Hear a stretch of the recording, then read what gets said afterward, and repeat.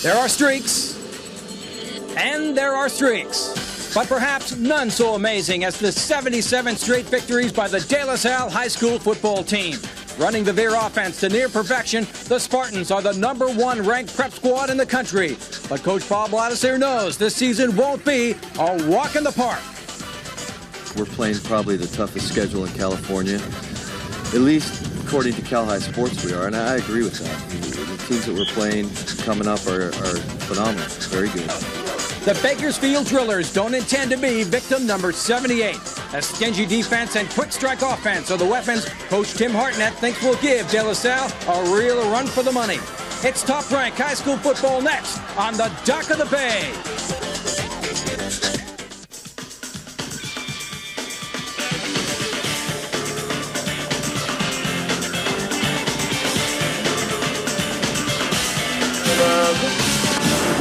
Live from Owensfield and Concord, this is Friday Night Football on Bay TV tonight. It's the Bakersfield Drillers against the De La Salle Spartans. Bay TV Friday Night Football brought to you by McDonald's, the home of the 89-cent values. Come to McDonald's today for a delicious McDouble McChicken or Western Omelet McMuffin. 89 cents every day only at McDonald's. Does that star-spangled banner yet wave o'er the land of the free and the home of the brave?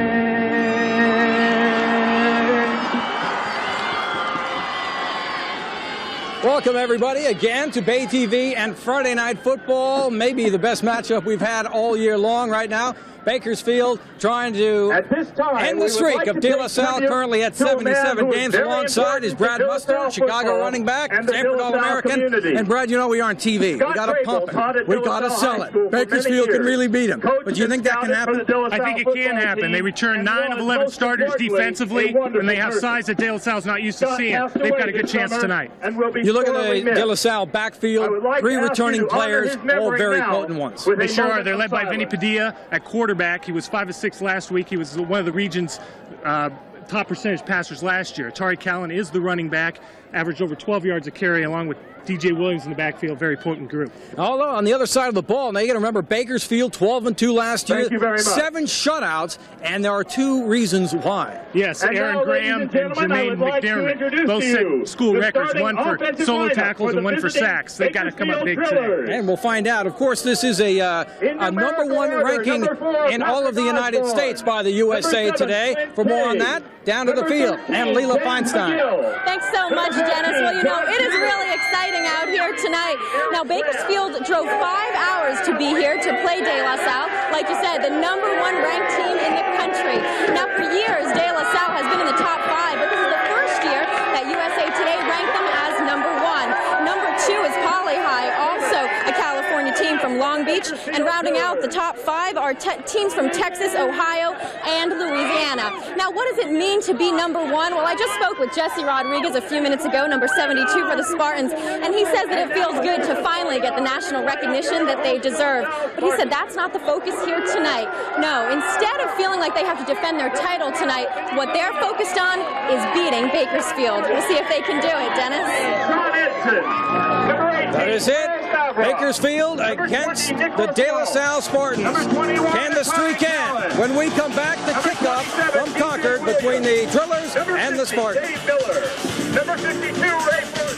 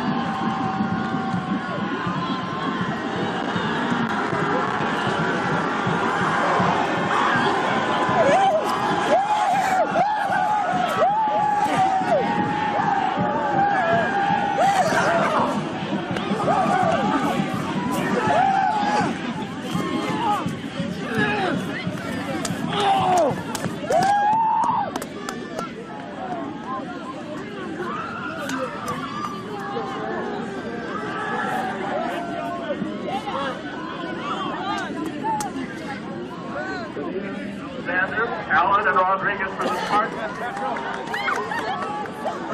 For the Drillers,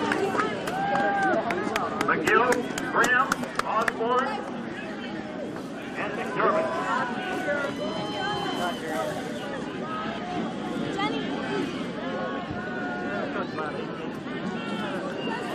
You're right in front of me. Guys, he's right in front of me. Right in front of me. Right there.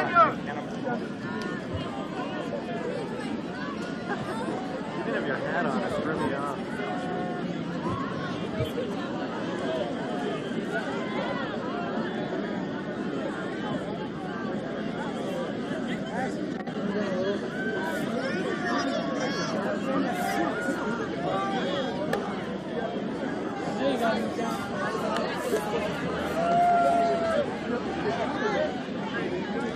Welcome back, everybody, to Owens Field in Concord, where the Spartans try to hold off another challenge before their 77-game win streak. You're looking at the Drillers coach, Tim Hartnett, in his second season. The first year he was 12-2. In fact, last week, coached the Drillers to their 600th win in the 102-year history of the school. Quite an impressive program and a head coach.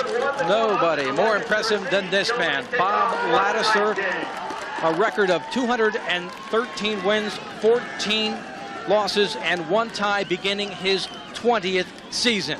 And you talk about the Spartans, and I know everybody likes to talk about how they bring in players, but quite frankly, this is just a very disciplined program that runs a very tight ship led by Vinny Padilla this year. Yeah, I don't care who they get in at the high school level. If you win 213 games in less than 20 years, you're doing something right. You got to give credit to these players. They put in the time throughout the year. In the off season, they work out without the coach's presence, so they really pay the price to get that record.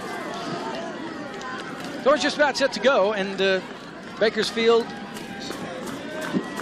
taking the field now as it's a beautiful evening, and luckily for us, it's been the second week in a row we've had some great weather.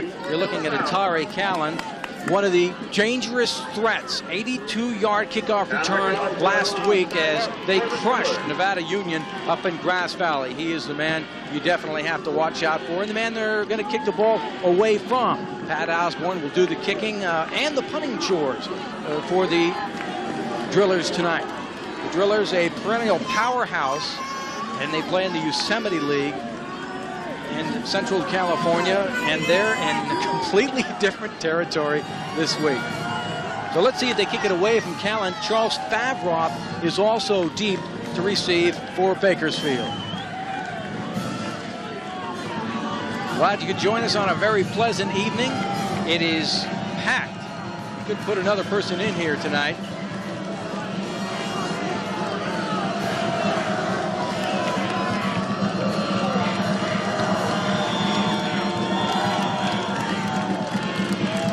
Osborne now set ready to kick. Atari Callan back there to receive with Charles Favroth, and we are underway at Owens Field in Concord. It's taken by Favroth at about the 2-yard line.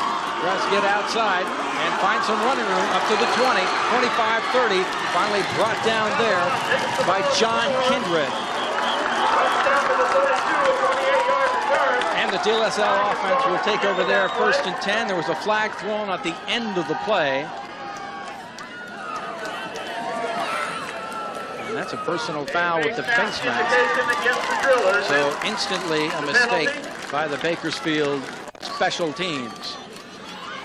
On the kick return, we have a face mask penalty against the kicking team. Good speed here. It'll be first down. Bakersfield hasn't seen anything like this. De La Salle possesses great team speed. They're not the biggest group around, but they are one of the fastest. They mark it off a 10-yard penalty. There's Vinny Padilla, and the split-back Houston Beer offense is what the Spartans run. We talked to their coaches earlier this week. They say they're going to run, trade their tight end, move him around, hoping to confuse the Bakersfield defense. A lot of motion with the backs, shifting down with backs, but a lot of responsibility for this man, Padilla. Immediately hands the ball off to Callan up the middle, and he gets about 5 brought down there by Jermaine McDermott. Take a look at the backs and the receivers for De La Salle. DJ Williams and Atari Callan. This has got to be the best dynamic duo in all of high school football across the country. Boy, Edson and Favroth.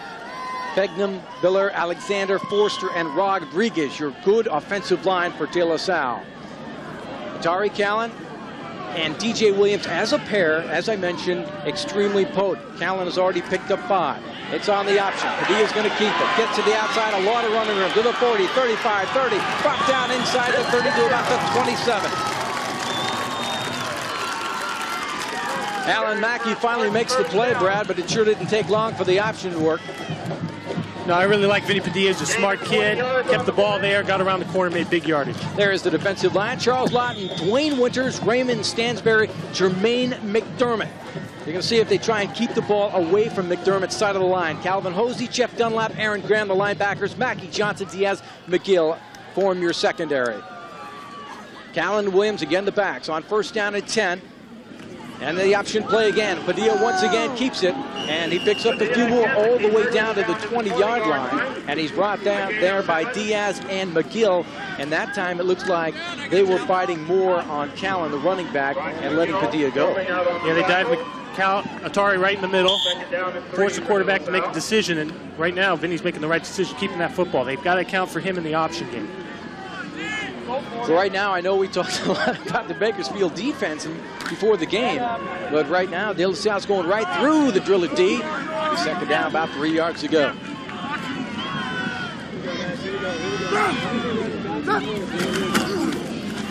that handoff is to Callan, and he breaks some tackles, drags everybody all the way down inside the 10-yard line before Brace McGill and Calvin Hosley finally descend to make the tackle, but they move the chains once again.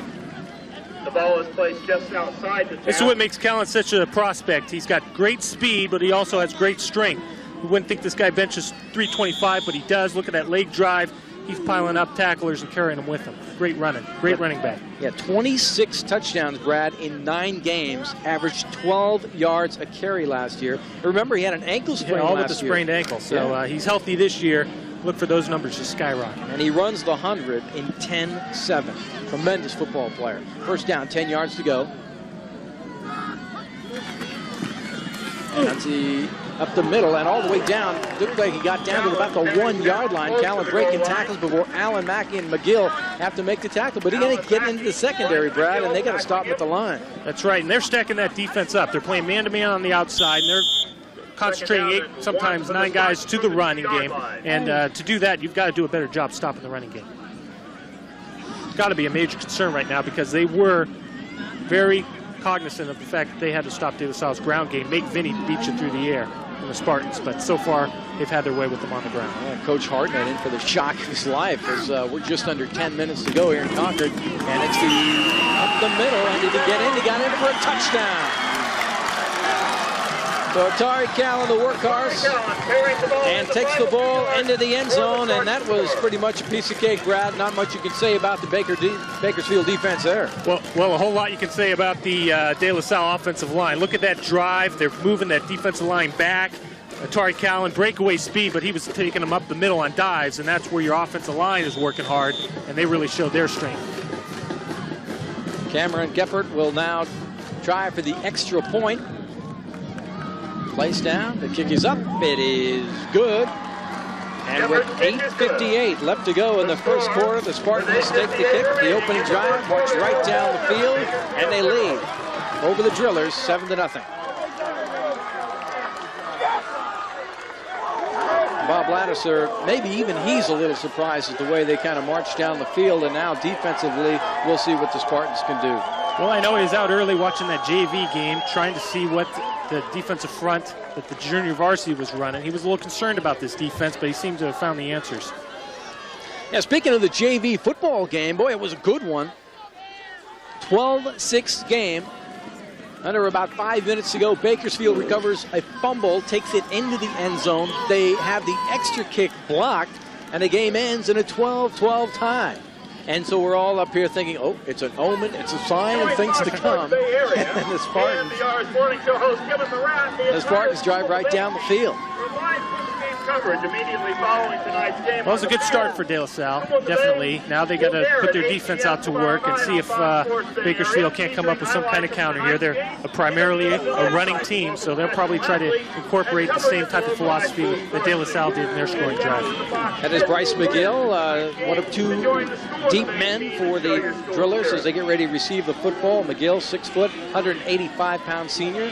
Geffert will kick to him, and also to Tim Diaz, little 5'8", 160 senior. Bryce McGill, Timothy Diaz are the deep men for the Drillers. 6 plays, 53 yards in 3 minutes and 2 seconds, and the scary thing is that there was nothing that Bakersfield could do to stop De La Salle.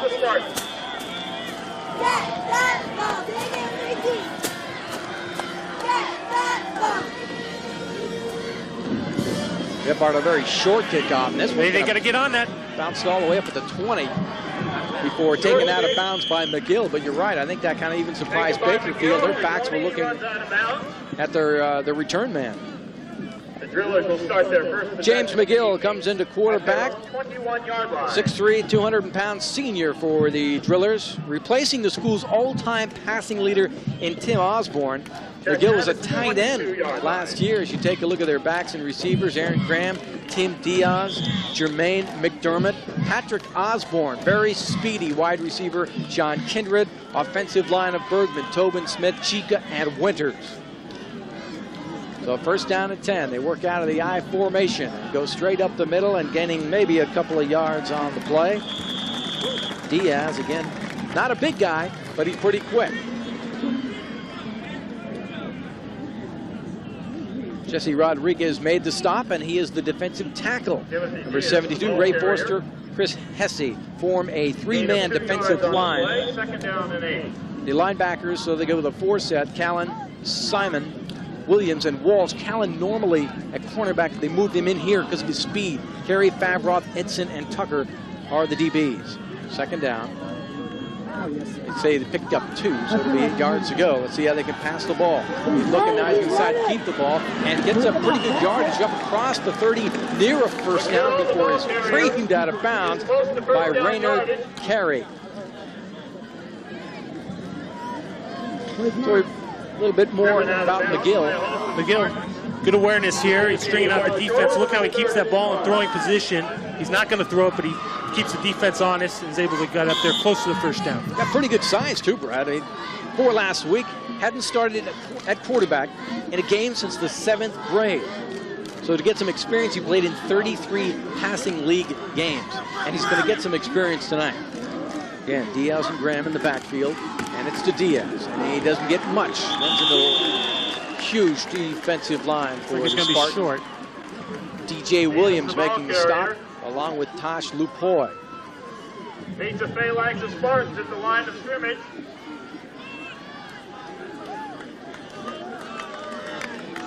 There's no gain on the play. So he doesn't get it. It'll be 4th down and a punting situation. Tari Callan will be back to receive for the Spartans. It'll be Pat Osborne doing the kicking for the Drillers.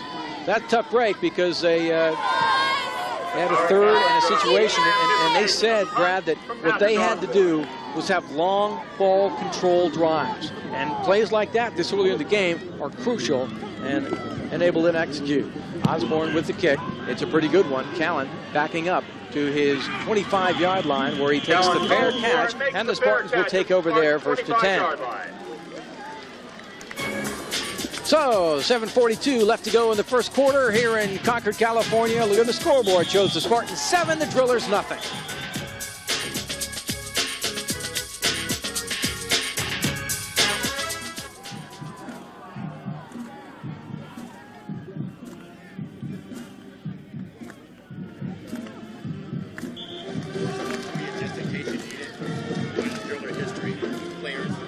Oh, cool. Oh, great. Where'd you get this? There is a black Chevrolet Blazer in the parking lot. You're kidding. With turquoise trim. The license that's great. plate Frank is Gifford. AA960. Garbage time notes. Yeah. Okay. Once again, a black Chevy Blazer with turquoise trim. AA960. Your lights are on.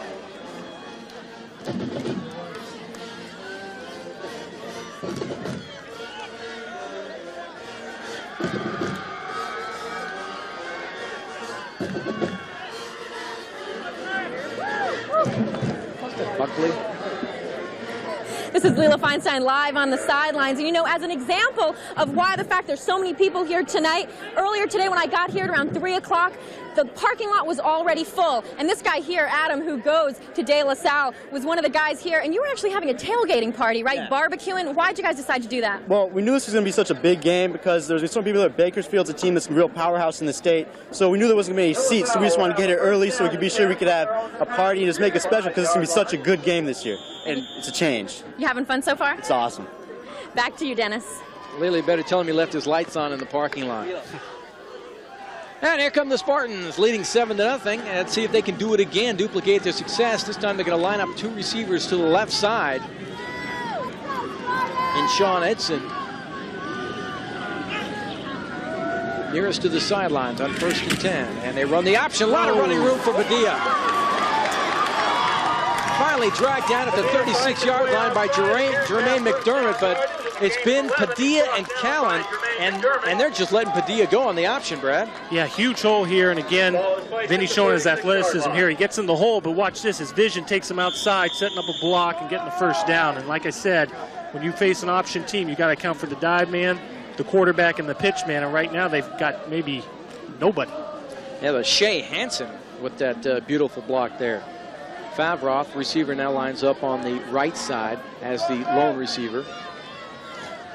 And they hand it straight up the middle to Callan. And Callan, dragging tacklers with him, gets to about the 39. Once again, McDermott with the tackle, along with Raymond Stansberry. So that'll bring up 2nd down and about, well, we'll call it 6. He picks up 4 yards on the play. 7-0 if you just joined us here on Friday night Bay TV football. The Spartans, owners of 77 consecutive wins. That's a national record, currently ranked #1 in the United States. And trying to keep that intact tonight against a very good Bakersfield football team. There's a handoff to Callan. Breaks some tackles, gets a first down. Diaz and Johnson finally make the tackle, but not before he gets to the 48-yard line. This offensive line is doing a tremendous job, and Callan's showing his strength as a running. Bakersfield want to come in here and mix up their defenses, but primarily they want to play receivers man-to-man and get as many people in that running game, defensive rush game as possible. And right now, again, not having too much success stopping this run. Fordham now the receiver on the far side, and Padilla may have drawn everybody off there.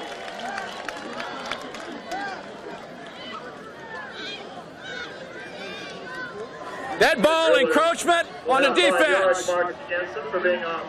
The first down and 5. Hartnett trying to find the answer for his defense that has struggled a little bit here. And what he wanted to do, Hartnett said that he was going to have to make sure that De La Salle could not run the football and force Padilla to pass. That was the strategy, and right now they've been completely unable to stop the run. Well, if you look at their defense, their free safety just 7 yards off the ball. They got 10 guys right up there, but here's the best chance. The Callan just too quick. There goes Callan to the outside. He could be gone. Cuts back in the middle. He is at the 10, the 5, the end zone for the touchdown.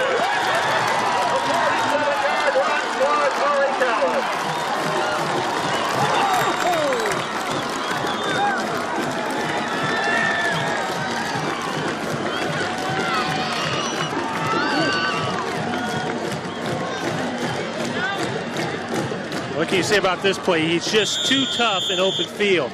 Here's the man in position to make the play. Callan just a stutter step, and then it's just his blazing speed. We see him go up the middle, up the middle. He finally gets the pitch on the option, takes it outside, and when he's in open space, he's very, very dangerous. Extremely quick. Cameron Geppert now with the extra point, and he's good. And with 5:36 left to go in the first quarter, I don't think anybody would have expected it to be this easy. Well, not with 10 guys, like I said, dedicated to stopping the run. Their free safety up there at 7 yards, and they played this well. This is good position defense. They got the quarterback down. Their defenders in position to make the play, Callan making a miss, and then getting in the open field like we talked about. So, you know, there's not much you can say about it. It's just right now, better athletes beating up on the other team.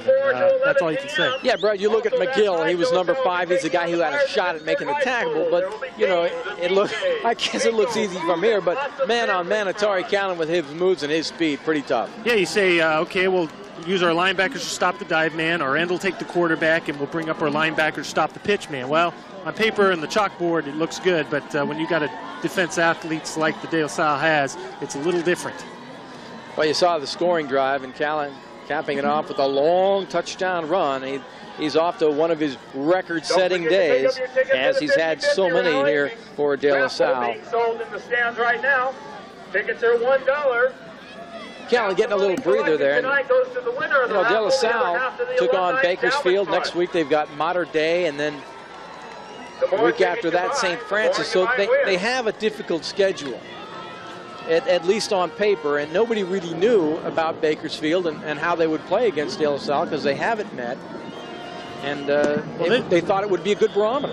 And it still might turn out to be a good game. Bakersfield definitely a good game, good team. They beat team Antelope Valley, I believe it was, 20-0 in their opener. So this is a good football team. It's just that right now, the cream of the crop in the USA is at De La Salle and Concord.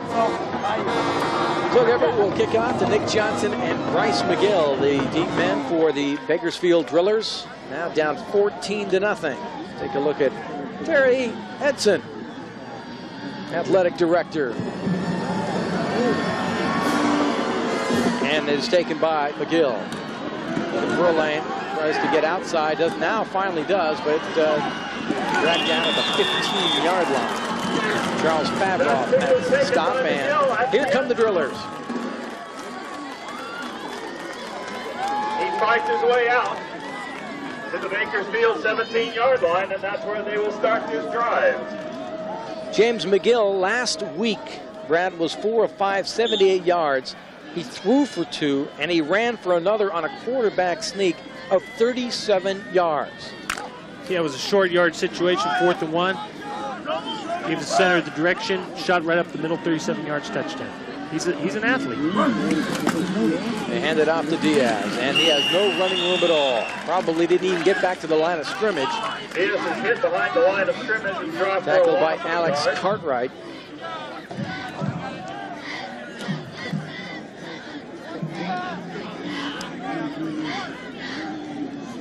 Those big hogs up front have got to get something going here for the Drillers. Here's Callan getting a breather.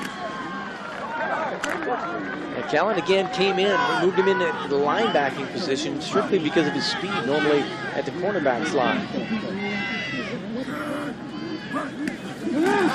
Back to pass now. He's looking, he's going to try and run to the outside, gets a good block, and gets near first down yardage, almost at the 30-yard line before Favroth runs him out of bounds, but McGill able to get good yardage on the use of a pretty good block. Okay, this has been their most successful offensive play, getting their quarterback outside of contain and running for close to first downs. He got close on the first series. Here he comes up a little short. I think I would like to see him lower his shoulder and get his offense moving here, instead of putting himself in a 3rd down and 3 situation. And he comes up 3 yards short. He's a big guy, as you can see, at 6'3". He's able to see over the offensive line quite easily. His receivers, Osborne, off to the right side. And he's looking that way as he fakes the pitch and throws out for Osborne. Threw it behind him. Covered out there by Sean Edson, but he had Osborne if he would have let him a little bit more towards the line. So that'll bring up 4th down, another punting situation for the Drillers. Still unable to get that first down. Atari Callan back to receive is a packed house here at Owens Field. Get a little TV time. See that DJ 316. 4:35 left to go. Pat Osborne will do the kicking. Callan and Carey back deep to receive. And they kick it towards Carey. See if he comes up on it. Lets it drop at the 38, and they'll let it roll. Well, the Drillers down the ball at the 27-yard line with 4:24 left to go in the first quarter. It's De La Salle 14, Bakersfield nothing.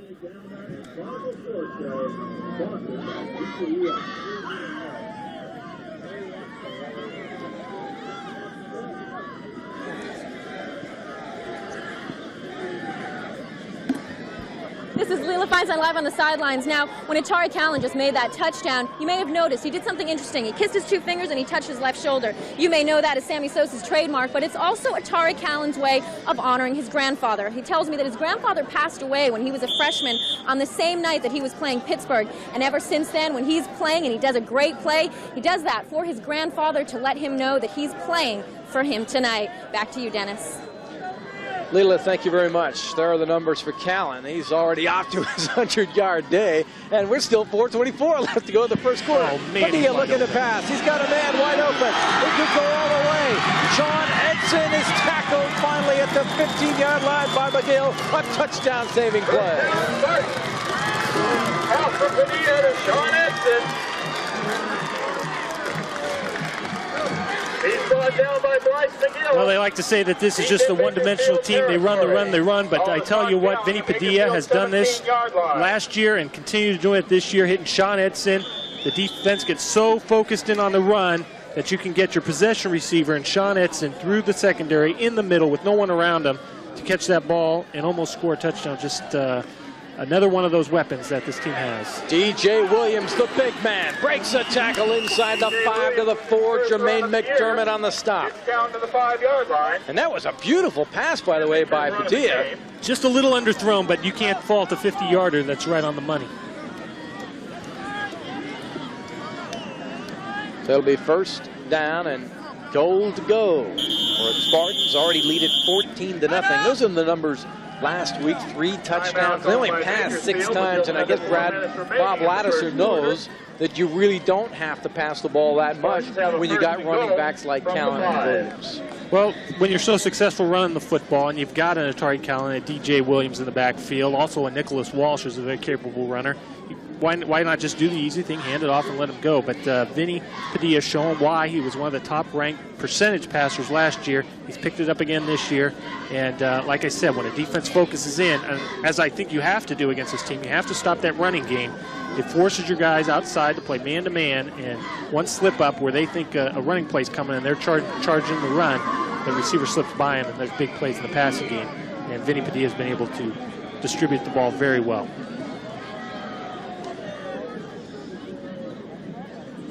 Very enthusiastic crowd.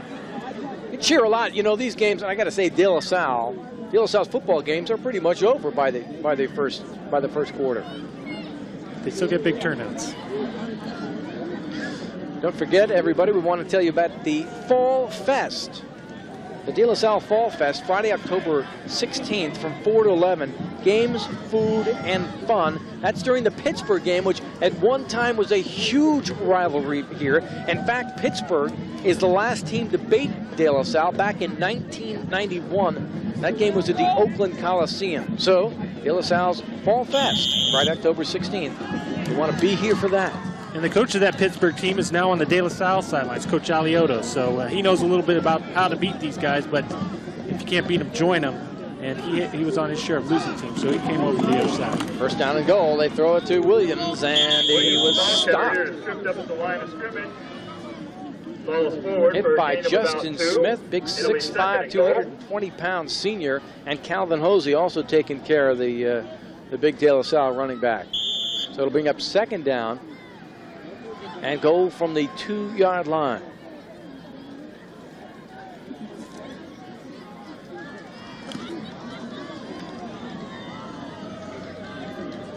My money's on Atari Callan. How about you? I think they'll give it to DJ this time. And this time on the option, Callan loses the ball in the backfield, and he came up with it, almost a big break. Bryce McGill strung it out there, and they give it to Bakersfield. And recovered by Bakersfield. Bryce McGill able to come up with the football, and that was huge. Padilla on the option play commits his first mistake. Yeah, miscue here. He does the right thing in pitching it out, but it's just mishandled there, and Bryce McGill comes up with the big play. Wow, what a play. 3:11 left to go. Bakersfield now a chance to really turn it into something. It looked, I don't know, Brad, it looked like that time he really did, Padilla I'm talking about, have a lane to take that into the end zone. I mean, Callan had 2 defensive guys on him. Well, the defensive end played the quarterback until the pitch, and then he came off, and that's where the second man showed up. James McGill with Diaz in a one-back set. Hands it off to his running back. Oh, he's smashed behind the defensive line by Kevin Simon. It was actually Nick Johnson coming into the game in the backfield for the Bakersfields who took the football. Going to go with the draw, and he is just smoked there by Simon coming off the corner. Just, again, you're not used to seeing this kind of speed defensively or any teams you play. And these guys are flying off the corner, getting the backfield on draw plays. And they've got to counter that. They've got some hogs up front. Let's see if they can't move that defensive line a little bit. That particular draw didn't look well disguised either. So, second down, call it 14 yards to go. Nick Johnson still in the backfield as they give it to Diaz on the reverse, and he's got a lot of running room. Gets across the 10, and then he is smashed by Raynard Carey. And Bryce McGill. Dropped by Raynard Carey. Ball's marked at the 14. Good play here for the Drillers. They come with the counter. McGill lined up in the wing, coming underneath with the underneath handoff, gets some good blocks outside, but team speed shows up there. Carey makes a good, strong tackle. But he does pick up about 10 yards, 11 yards, actually. It looked like it was going to be a much bigger play than that. He had a nice block on the linebacker, but Carey was in position, and the defense was able to flow to the ball. And that's what team speed is so important. Yeah, you're right, and Carey doesn't make that tackle. They got their first down of the game. Instead, it's third down. Call it a long 3. Now he goes in motion. He's got some running room. He can get the first down. They got the first down of the ball game as he finally goes out of bounds, forced out there by Atari Callan. But he gets across the 20, and with about a minute and a half left to go in the first quarter, that's a first one for the Drillers today. He goes out of bounds at the 22-yard line. Well, that time McGill looked more like the tight end that he was last year, lowering the shoulder on Callan to make sure he got the first down. And when you're 6'3", 200 pounds, you don't really want that kind of quarterback to run out of bounds. He can deliver some punishment, and he did that time. Yeah, it's just one thing McGill seems to be doing, Brad. He's rolling out well, and De La Salle is really thinking he's going to pass the football, and that seems to be the most effective play so far for the Drillers.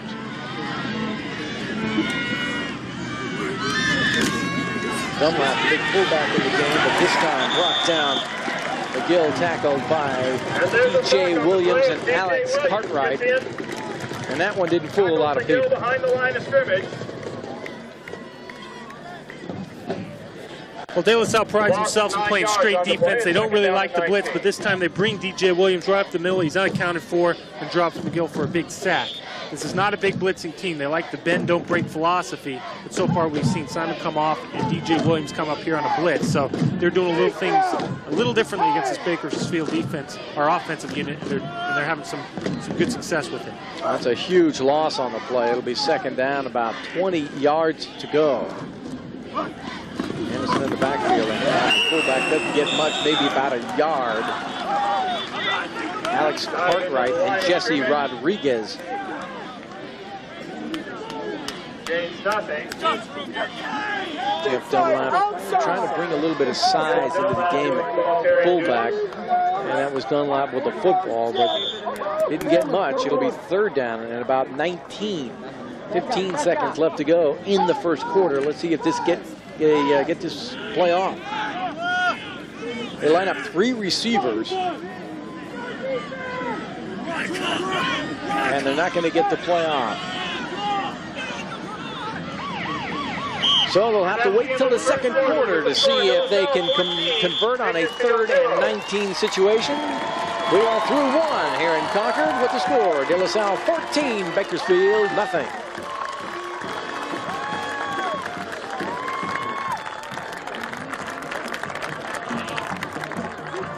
Big guy, try not to look.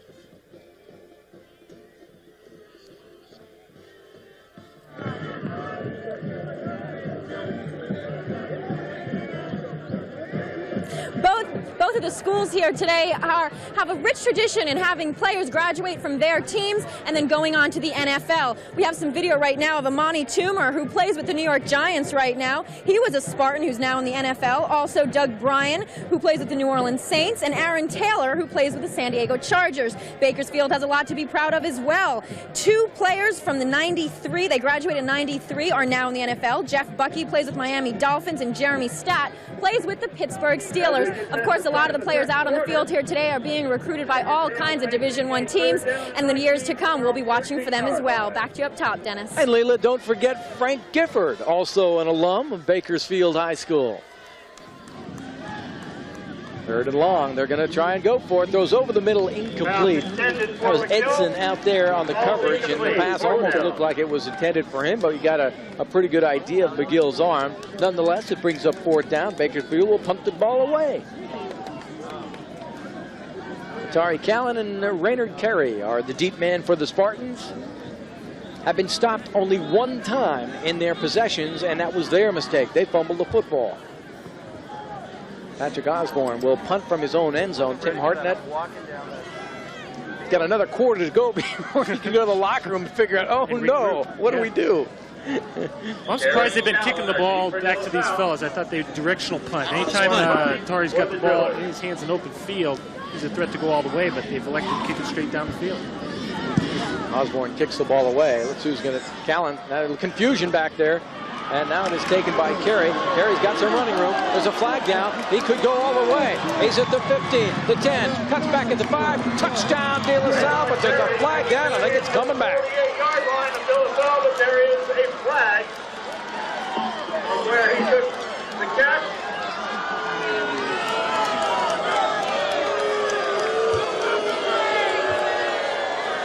And a clip on the return.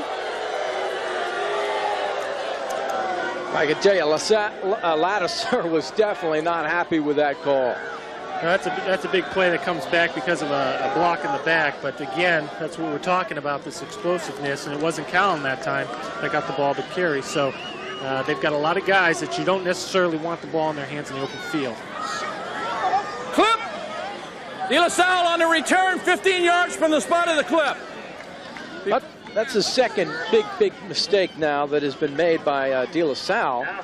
One kind of gave away a touchdown, maybe giving away 2 now. Lifts and scaffolding provided by United Rentals for all your commercial and residential rental needs. From bulldozers and dump trucks to garden tillers, United Rentals has the gear for you. Call 408-286-6330 or visit their 2 San Jose locations. You know what? I may need one of those bulldozers for the people who are renting my house. I might as well just knock it down now. And Padilla on the keeper. Now throws it out to Callan to the last second. Fumble the football and another big break for Bakersfield. The pitcher in our carry. Aaron Graham is the guy who finally jumped on top of it, but that's the second time Padilla. Bakersfield doing the job defensively now. It makes a whole world of difference when you account for that quarterback in the option game. He forces them to pitch in the backfield, and man comes off and also on the tackle. So right now, Bakersfield's picked it up defensively. Maybe they had a little adjustment there that somebody wasn't aware of, and now they're looking pretty sound playing that option. There's a flag down on the play. It may have taken too much time, or was there motion on the offensive line, Brad? We'll just have to wait and see. Come on, you know all this stuff. You played the game. As I said, I think I have been right on the rows all year long. Second down and 9. Hartnett gets one break with the fumble in the backfield, and they give it right back. It'll be second down and 9 yards to go for the Spartans.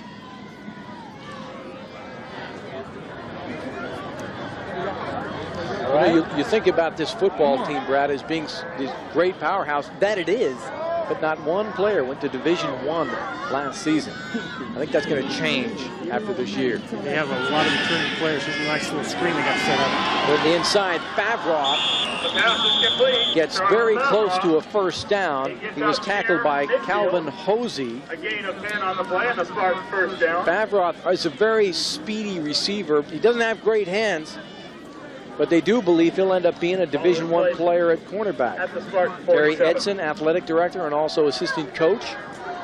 And I imagine he set up the schedule. It was very wise to do so this year in scheduling the Bakersfields and the Mater Days because, like we said, they have a lot of returning talent as far as skill positions are concerned. Vince Padilla had a lot of playing time last year, the starting quarterback. Atari Callan's been playing since he was a sophomore. And DJ Williams just a junior this year, so they knew they were going to be loaded this year. Look at Atari Callan drag everybody with him. He picks up almost 9. Calvin Hosey makes the tackle, but I mean, he was hit at about a 4-yard gain, and then he takes Jermaine McDermott with him, and Hosey finally finishes him off. Yeah, coaches love to talk about YAC, yards after contact. When you're hit, how many yards do you get after that first hit? Here, Atari's getting hit at the line of scrimmage and coming up almost with the first down. That's 9 yards of YAC, so he's going to get plenty more. So he's just so strong that you don't expect it out of a flashy type runner where he's got such great speed, but like we said, he benches 325, he's got tremendous leg strength, he's able to move the pile and break tackles. We're talking about their schedule, and tonight it's Bakersfield, next week it's Mater Day, the week after St. Francis. When you play ball, can you remember looking at the schedule and say, oh my God, 3 straight games like this in a row? We're gonna, I mean, to know it was going to be a good test. Yeah, it's something else. Here we see our schedule, but yeah, it's just a good program for them. St. Francis, they also get Skyline, and Pittsburgh has played them tough in the past, so there's no breaks here for the Spartans, and they wanted it that way. They scheduled these games to prove their program works.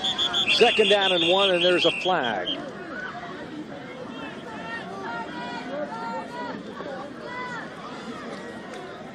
Green. Against De La Green Salle. encroachment. Dead ball. Green. Offside. So you get a 2nd and 1 situation, and you get that 5-yard penalty. Sometimes drive breakers for most teams, but just probably a bump in the road for the State of South team. Yeah, let's just bring up 2nd down and 6. Favroth checks into the game at the receiving position. Ladouceur is a great story. I mean, he's got to be the best coach, one of the best coaches in football, obviously, but great history. His 20th year at the helm of De La Salle. They go with a single back and Atari Callan. Fake it to Callan. Padilla under pressure. He's looking under pressure again. Gets away and gets away again inside the 45 to about the 43. Close to a first down, but I think he came up short. Graham is the one who forced him out of bounds. Another play. I think Padilla maybe puts that shoulder down. Brad, maybe he's got it. Well, I think it's a different instance when you're talking about a Vinny Padilla or James McGill. Vince is not as big as McGill, so I think he did the right thing here. He shows his athleticism, getting outside. Didn't have anybody open, but still shows that ball up in a pass situation to keep the defense honest. And yeah, if I were Vinny, I'd take it out of bounds too. Yeah, but you were a fullback and he's a quarterback. You were a Chicago Bear. He's a Spartan. There's a little size differential there between those two fellas. Okay, 3rd down and a yard to go. And they hand it up to Callan, and he breaks a tackle. Look out! Hit the 30, 1 man to beat. At the 20, the 10, the 5, touchdown, De La Salle. 44-yard run for Atari Callan after breaking through the knot at the line.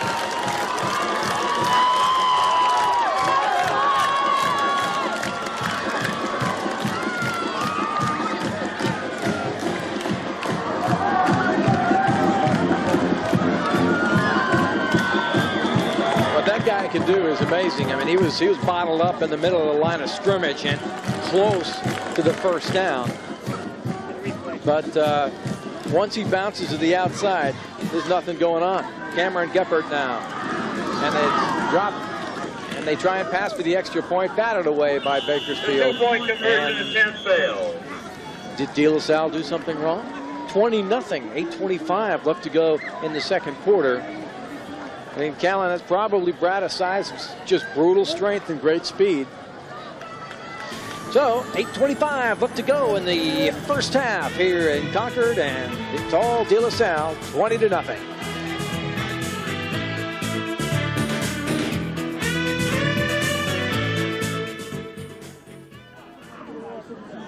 School today and J.C. Penney want you to know we getting a replay of that? School spirit. Bring your home team attitude to the Fox Sports booth immediately following tonight's game and prove to the entire Bay Area who's number one.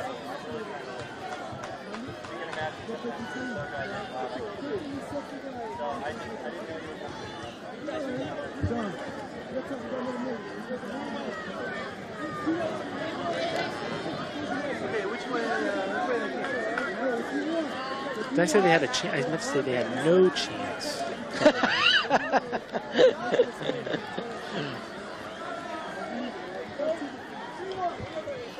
I covered myself.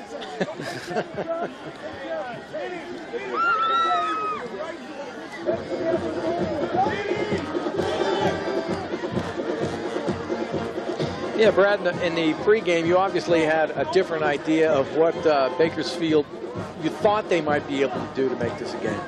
Well, I didn't know Atari Callan was going to take a run-of-the-mill dive play and bounce it outside and sprint down 40 yards for touchdowns against this defensive team. And I'm sure Coach Harnett didn't think it was possible either, but man, what a player. Hey, you know, this is your second year with the Dock of the Bay. You saw these guys play last year. Yeah, I did, and they were just as good. And, you know, obviously that ankle's healed up, but he was running like that last year, and there's no reason to see why he won't be running in a Division I school next year, and hopefully for this young man, the professional level. He looks like that kind of player, doesn't he? I mean, he's got that kind of speed. Well, when you can run inside like that with strength and still get outside and have his speed, it's just a nice combination. We'd like to see him catch the ball a little bit here, see what kind of hands he has, because you have to be more than one-dimensional play at the upper levels. But I'm sure that with his work ethic, if it's not there, it will be. Did to receive Nick Johnson and Bryce McGill. McGill, number 5, to the right of your screen there. The band gets it going. Shepard with the kickoff, and it'll be McGill taking it inside his 10-yard line, looking for some blockers up the middle. Not much room there. It's about his 20-yard line, and the Drillers will take over 1st and 10. Alex Cartwright making the tackle on special teams for De La Salle. 1st and 10, Bakersfield.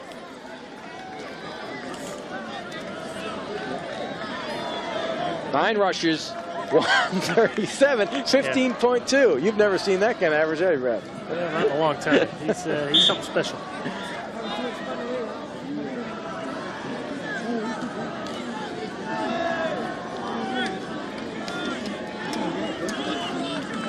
So let's see what James McGill can do. So far, the rollout has been the only way that Bakersfield has been able to move the football. And it's fumbled in the backfield. And let's see if De La Salle came up with it.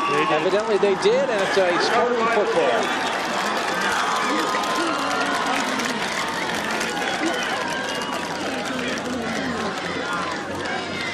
Hartnett's got to be wondering, where this didn't look like this in the film room or on the chalkboard. Yeah, we tried that OT play, the counter tray that John Madden likes to talk about. The running back just coughing up the football there.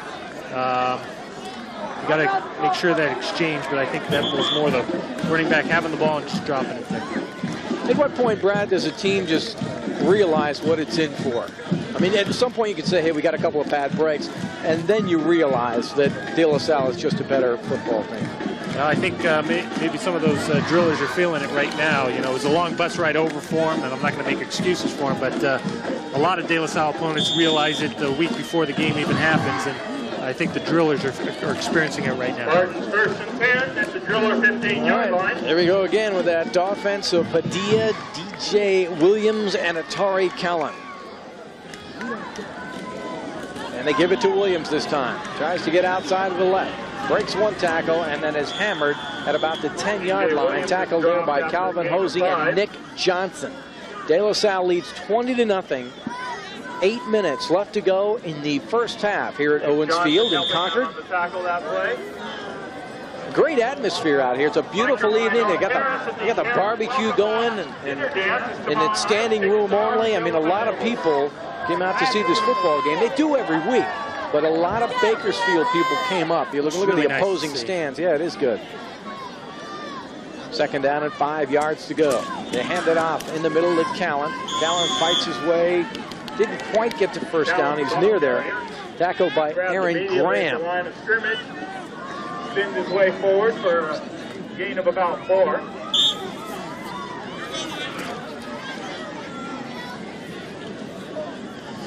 What is it? Giant shoulder pads. What's that?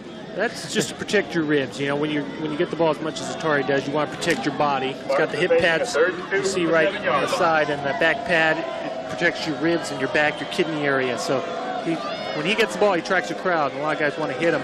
Usually he's in front of him. They're going to hit him in the back. Didn't hit him there. He goes in for another score. And the Spartans and Atari Callan are walking away with this one, and walking away early. TD number 4.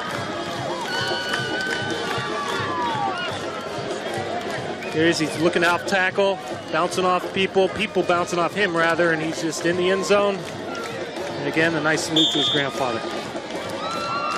Yeah, it'd be one thing to criticize Hartnett's club for tackling, but like you say, it's easier said than done with a guy like Atari Callan. And they're going to go for 2 points now in the conversion after missing the last one. And on the option, Padilla throws it out to Callan. He'll go in for the 2-point conversion, and De La Salle gets it back. So it's 6:53 now left to go in the first half. It's now 28-0. Callan's just lighting it up.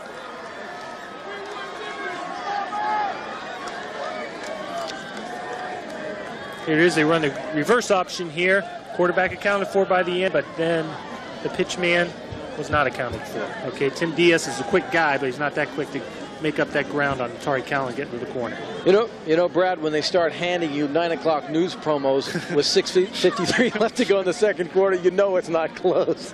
9 o'clock news, Evan White and Michelle Blaine. You have a choice in prime time. 9 o'clock news on Bay. Don't forget, Tim House. Weather. We'll get there. Probably telling him he should have scored the first one. He kept his offensive line out there too long. Come on, Atari, pick it up.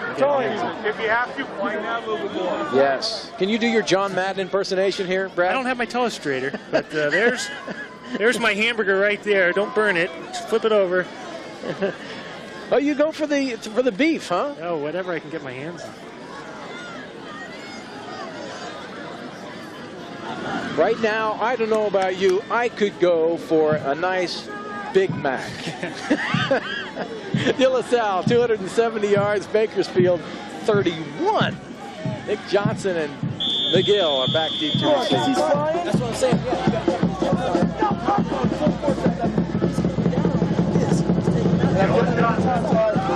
Every time.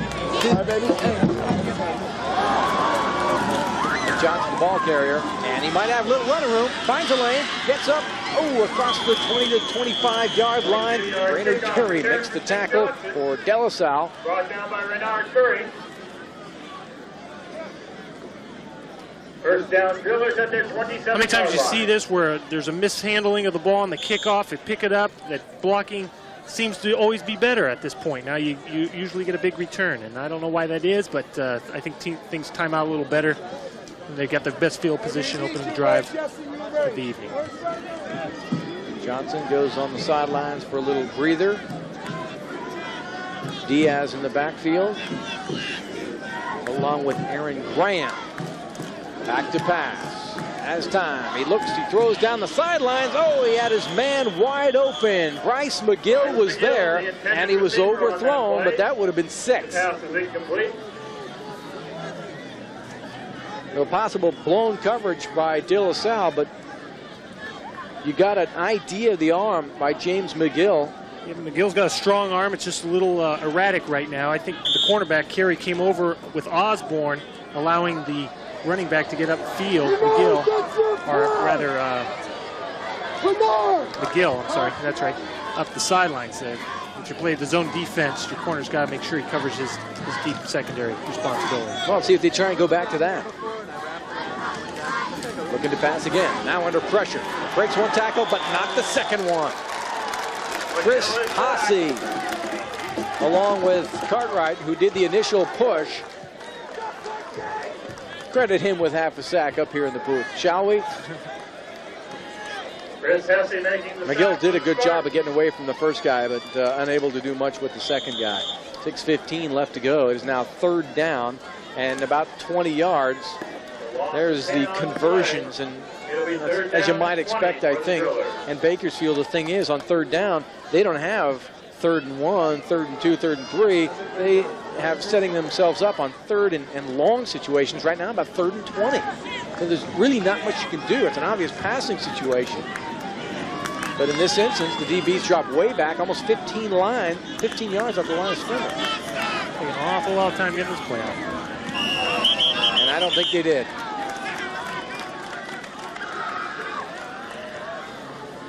So Nick Johnson was moving. He may be the man who gets called for it. Ball, false start, Bakersfield. Motion on the Bakersfield line will move them back 5 yards. That is the call. It'll go back 5 yards, and it is 3rd. What should we call this? 3rd and 35? 3rd forever. How about a draw play here? Just keep it on the ground at this point. And we have an officials timeout now. And it's a timeout called by De La Salle. So it's 5:39 left to go in the second quarter. Scoreboard shows De La Salle 28, Bakersfield nothing. $1. Half the money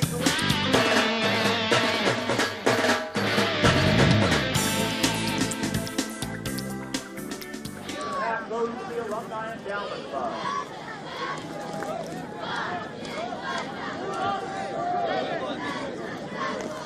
I don't know. Bryce and No. James. I don't know. Senior, maybe not. Too close together, unless they're twins. 6'3" and 6 Yeah, foot. maybe. The driller.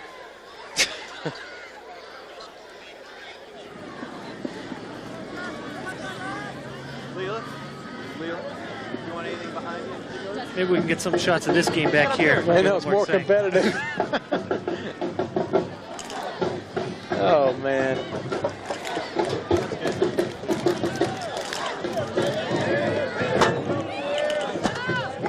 Welcome back to Owen Owens Field, where the score is 28-0. De La Salle is ahead.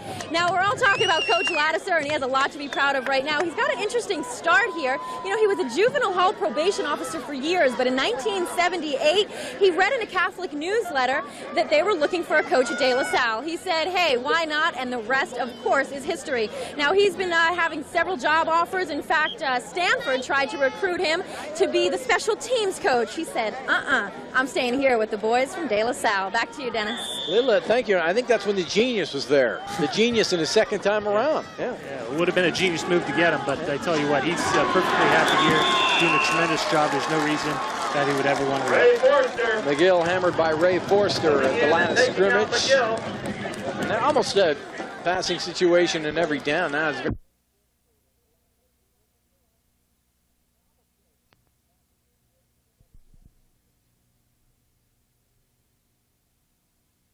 De La Salle. He said, hey, why not? And the rest, of course, is history. Now, he's been having several job offers. In fact, Stanford tried to recruit him to be the special teams coach. He said, I'm staying here with the boys from De La Salle. Back to you, Dennis. Lila, thank you. I think that's when the genius was there. The genius in his second time around. Yeah. It would have been a genius move to get him, but I tell you what, he's perfectly happy here, doing a tremendous job. There's no reason that he would ever want to Ray Forster. McGill hammered by Ray Forster at the line of scrimmage.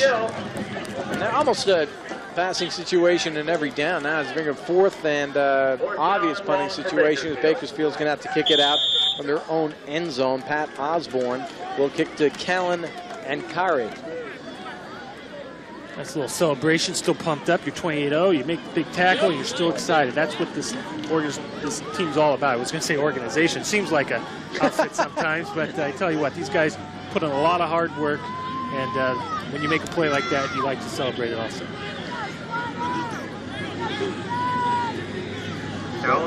Well, let's see what the special teams can do for the Spartans. Can they block a kick from his end zone? And he does get it off. That's a pretty good kick from there. Taken by Callan at the 50-yard line. He's going to go across the field. Got some running room up the middle. Now slips and falls. There is a way to stop Atari Callan, folks. Jermaine McDermott falls on him, but Callan just slipped and fell at the 46-yard line. I think he's just showing off his baseball skills there, sliding into second base. 46, first and 10 Spartans. Got a minor injury there. Hopping off the field. Will Johnson should be okay. So 4:30 left to go. in the first half here in Concord. Owens Field, De La Salle just cruising along, looking for their 78th straight victory. Opened the season last week up in Grass Valley against Nevada Union, and just took care of Nevada Union. I think I did predict a shutout for this one too. Geez, we got to talk about our schedule makers.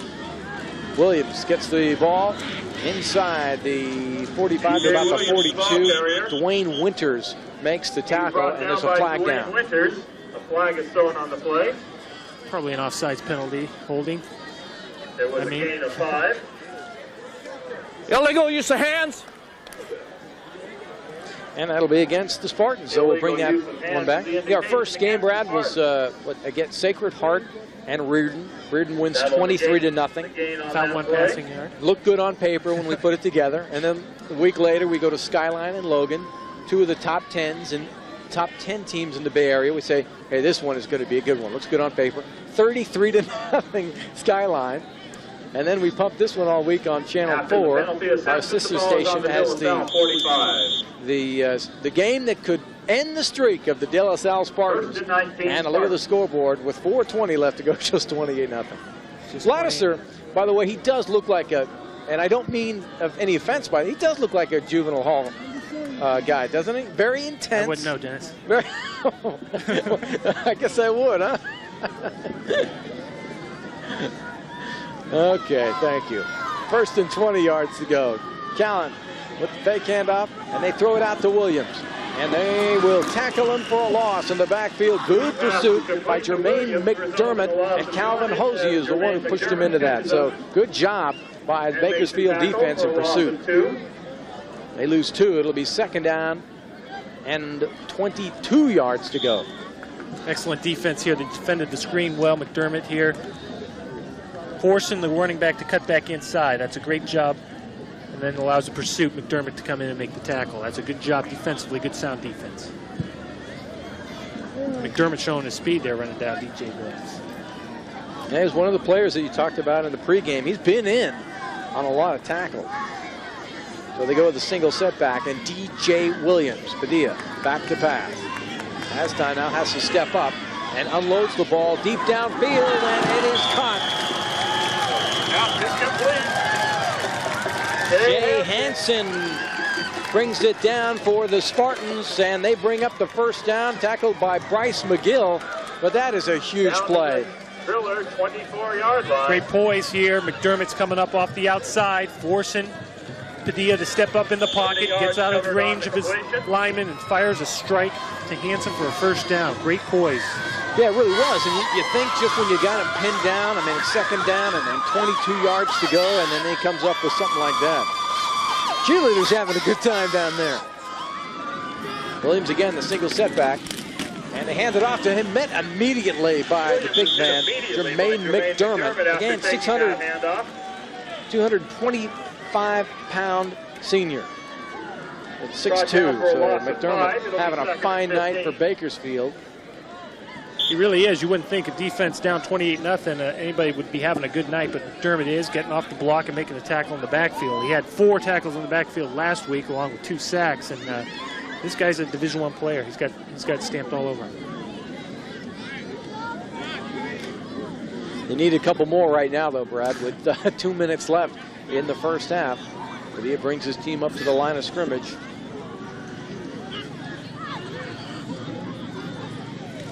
And a quick slant over the middle. Oh, he just threw it behind DJ Williams, but he would have had some room to go. Aaron Graham was the closest man to him. That was a 2-step quick drop back and slant, all timing, just a little bit off. It'll bring up 3rd down and 15 yards to go, but Padilla really is showing me something tonight. I mean, he's the whole package here. Yeah, he's got control of the offense. Williams comes up, lines up on the line of scrimmage. He's uncovered. Padilla just comes up and throws the ball to him. A little low, a little behind him, but it looked like he caught it and just took his eyes off it. Was ready to run before he actually tucked it away, and that's why it came out. But DJ Williams should have had that ball as he normally does. 3rd down and 15. Atari Callan breaking tackles. He's at the 20, the 15, the 10, and he fumbles the ball, and I think Nick Johnson came up with it for Bakersfield. He did. Fumble recovered by Bakersfield. It was stripped by McGill, and Johnson came up with it.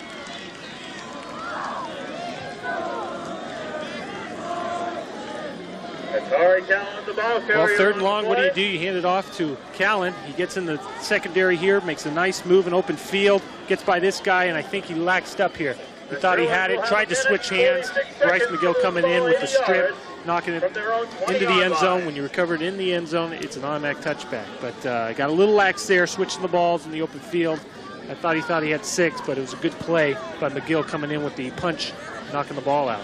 Well, you know, you never know. 1:46 left to go in the first half. At least that gives a little bit of momentum for Bakersfield as they get ready to head into the locker room. And heck, it could have been 34-0. It's only 28. Yeah, McGill at quarterback. Let's see if they try and move the football. Not a lot of time left now in the first half. McGill to pass. Has time. He throws out to the sidelines. Nice play, complete to Osborne. Patrick Osborne, who steps immediately out of bounds. From the middle, right? Gain of 5. Hey, second and 5 from the 25-yard line. Right? Now it's on the sideline. We got no one to take the ball from. Yeah! No big deal, Brad. What do you tell Atari Callan? Now, what you want to do is... Well, I think he realizes his mistake there. You get a little careless. You think you're going in for the score. You switch ball hands, but he knows he made a mistake. Oh, that time almost fumbled the ball on it, and they did. And De La Salle may have come up with the football. Lupoy was the first one that knocked it away.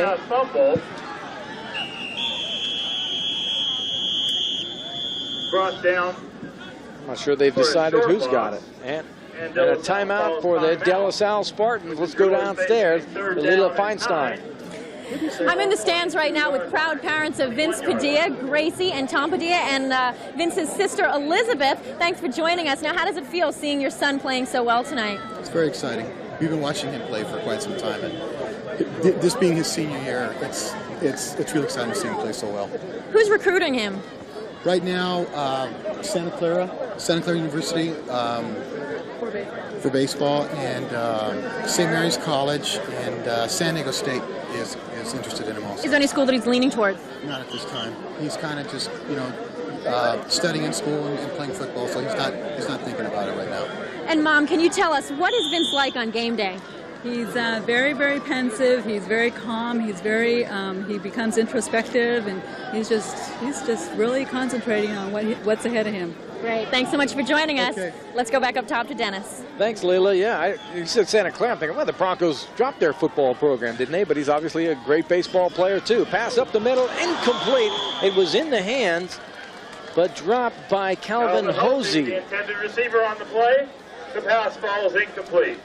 Sean Edson was the guy who finally made the head. Well, James McGill's shown a strong arm, but sometimes erratic here. He put that one right on the money, right over the defender, but Hosey was unable to hold on. That'll bring up fourth down with 1:23 left to go. Callan and Carey back deep to receive the punt from Pat Osborne. Osborne tried a directional punt last time, but Atari was able to run it down on the sidelines. It still almost broke a punt return before slipping down for after a game. Let's see what he does this time. Osborne gets it away. Short kick, hits at the 50 and bounces, gets a good bounce for the Drillers inside the 35 to about the 40, 34-yard line. Don't forget, everybody, this Monday, it is Raider Chalk Talk with Mr. Involvement, Vern Glenn, and head coach John Gruden, and his live press conference Monday at 11 o'clock. The greatness of the Raiders, now 1-1 after pulling off that impressive win against the New York Giants. They got the Denver Broncos not sold out, so that won't be on television. So the next best thing, if you missed the football game, Vern Glenn and his tremendous insightful knowledge to the National Football League. Hartnett, look, see his defense. Let's see what De La Salle wants to do. His defense might have to stop him here.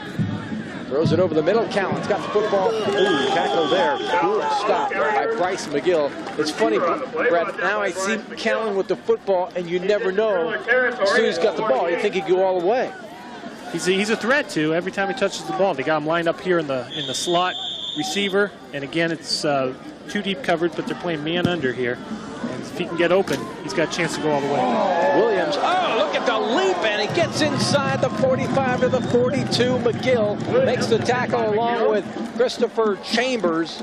But look at that leaping ability by DJ Williams. 2nd down and 3.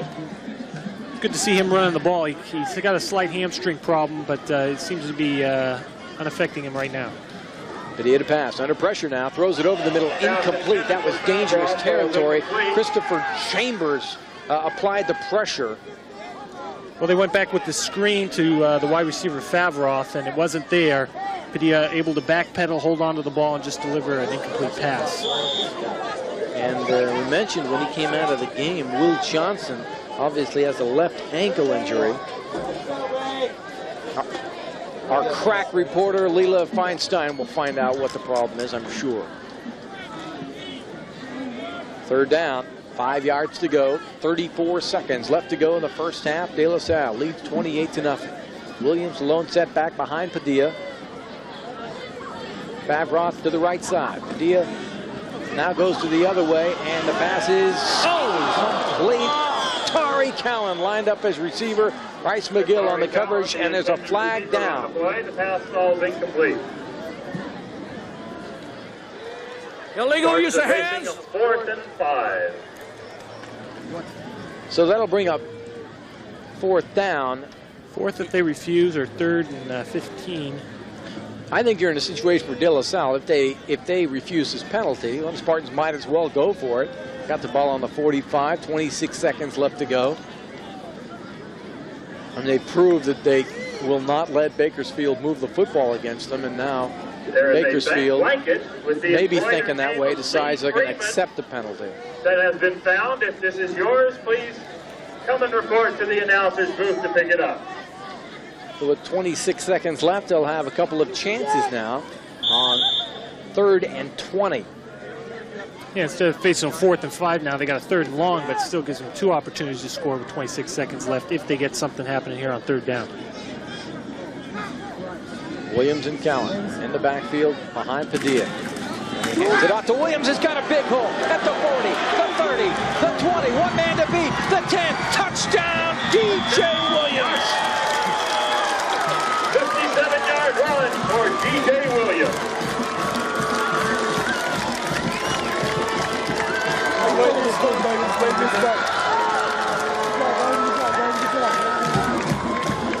Well, what can you do if you're Coach Hartnett? But here it is, DJ Williams taking a simple dive play, getting a huge hole, and the man chasing there, Osborne, is not slow by any stretch of the imagination, and even with the hurt hamstring, DJ said will take it all the way the distance for another Spartan score. Yeah, Cameron Guppert now on to attempt the extra point with 18 seconds left to go. It's placed down, the kick is up, it is good, and the Spartans connect with 30 seconds left to go. They score another touchdown on the brute running strength and speed of that man, DJ Williams. How you doing? I thought you had about here. Hey. Right on. Williams, they say, you know, Brad, more of a physical back than Atari. But as they put it, he's like a man against boys, and he looks like it.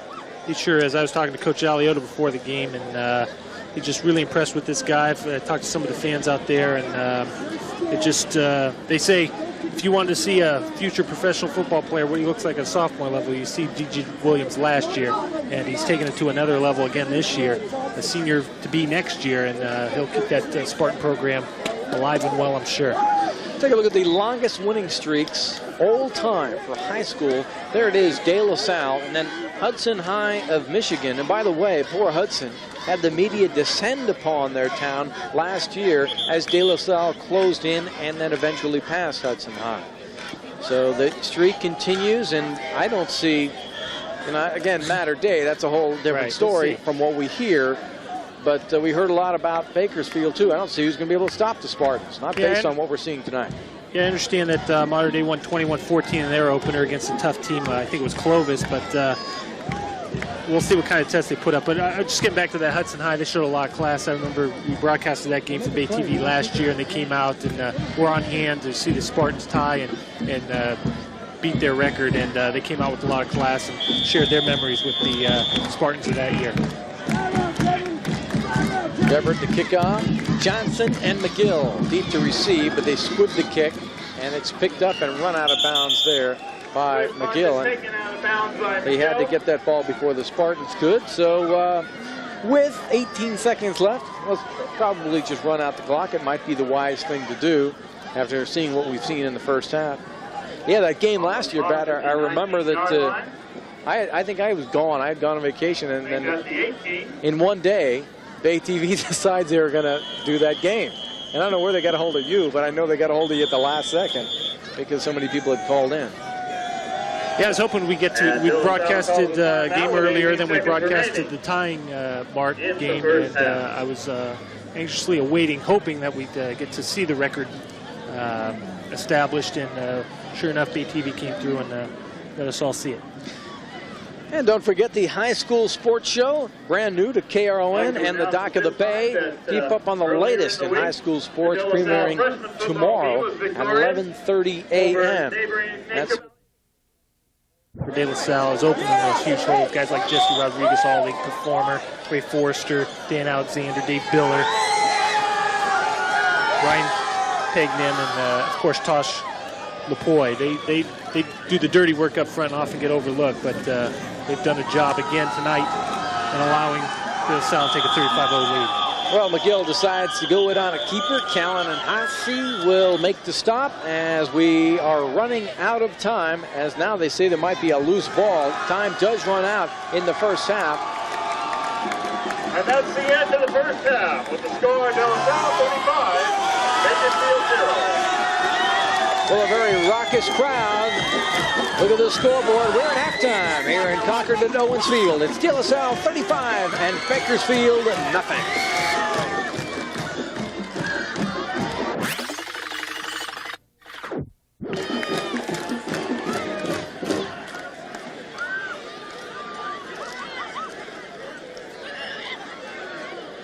Something like that. Oh, it's only Michelle? Only Michelle.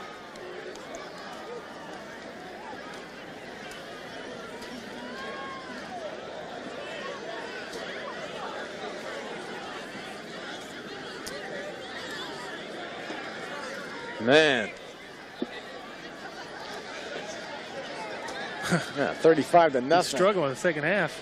You know what? Why don't you put another graphic? Partner's got to figure out what he's going to do. Let's go downstairs and find out with Leela Feinstein. Coach, now you thought defensively you'd be able to control the line. What happened here tonight? They're killing us. This is an excellent football team, and everything that we were afraid could happen is happening. They're controlling the ball on us instead of us taking the ball on offense and using some time on the clock. The defense is on the field the whole time. I don't even know how many first downs, maybe 1 or 2 first downs the whole first half. We have got to control the ball a little bit better on offense and give us a little more, give us a breather, because our kids are already tired. They're getting worn out. Thanks so much. All right. Back to you, Dennis. Yeah, pretty nice of the coach to come along and take a look at Atari Callan. That was touchdown number 1, and then touchdown number 2. He had man-to-man, just broke the tackle, went all the way. This man was just unstoppable, easily over 100 yards in the first half, just brute strength and speed. Would have had another, but he fumbled the ball going into the end zone. And when you don't go to him, you just go to DJ Williams. This on, second, third down and 20 yards to go. Breaks it up the middle and just goes all the way. And it's just tough, Brad, because the combination of those two guys, if you don't go to one, you just go to the other. And you take a look at the stats right now. They're rushing 284 yards. I mean, that's unbelievable. The pass yards, it's so one-sided at this point. You had to feel for Tim Hartnett. He knows he doesn't have the answers. He knows at this point any hope for this big upset of the #1 team has gone down the drain. So at this point, I think you just want to establish some kind of momentum maybe going into next week for Bakersfield. Yeah, you like to get some positive out of the second half. Maybe you tell your kids it's 0-0 and you come out and try to execute your offensive and defensive game plan, maybe just beat them the second half, play an even game or maybe come ahead a little bit on the scoreboard second half, but chances of catching up against this powerhouse is pretty non-existent. Yeah, you saw these guys play last year, and I think that game was a blowout here on Bay TV. Well, actually had 3 De La Salle games.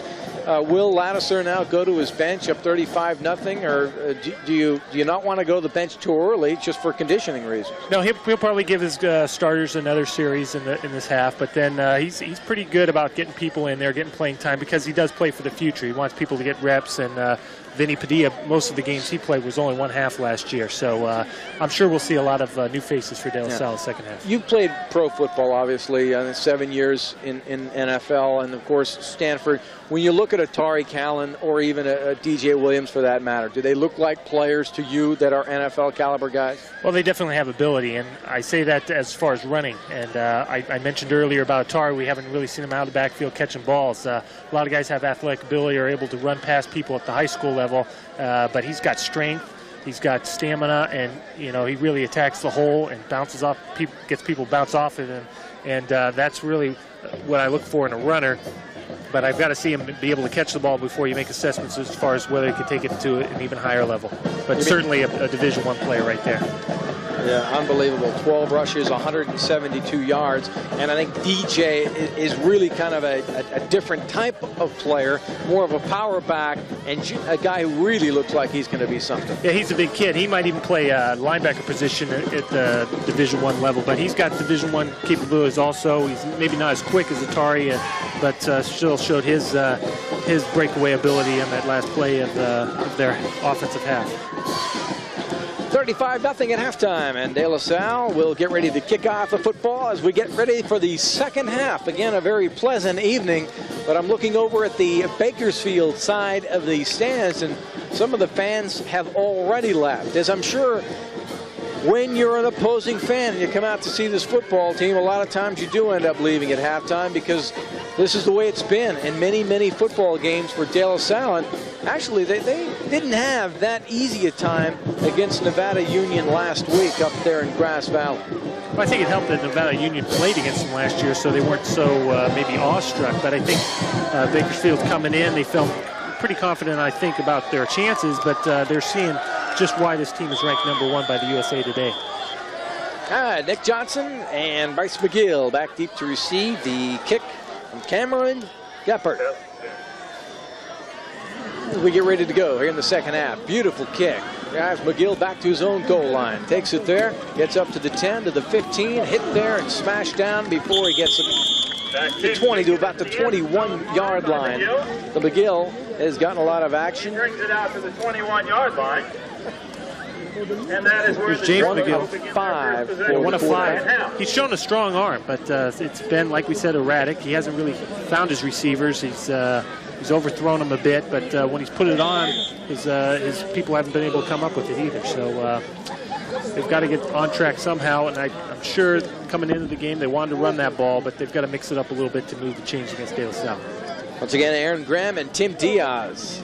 And they throw it to Diaz on the pitch. Goes right side and picks up a couple of yards. Picked up about 5 or 6 yards. So Diaz, a little bit of running room off right tackle.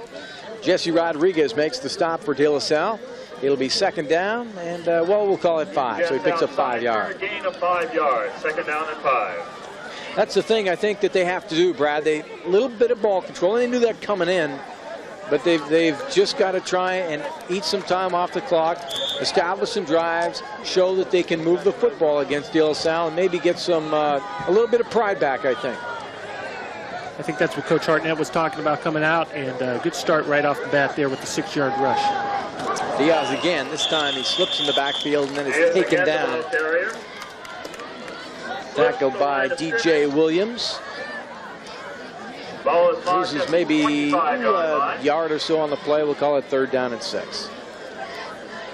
3rd down and 4. Excuse me, 3rd down and 6. Well, I'm sure coming into the game they thought their offensive line would have a lot more success against De La Salle. They're obviously a much bigger unit, but quickness and technique sometimes counteracts that just that brute strength. And De La Salle's got the top on top of them right now, and they continue to punish this offensive line. Yeah, they sure do.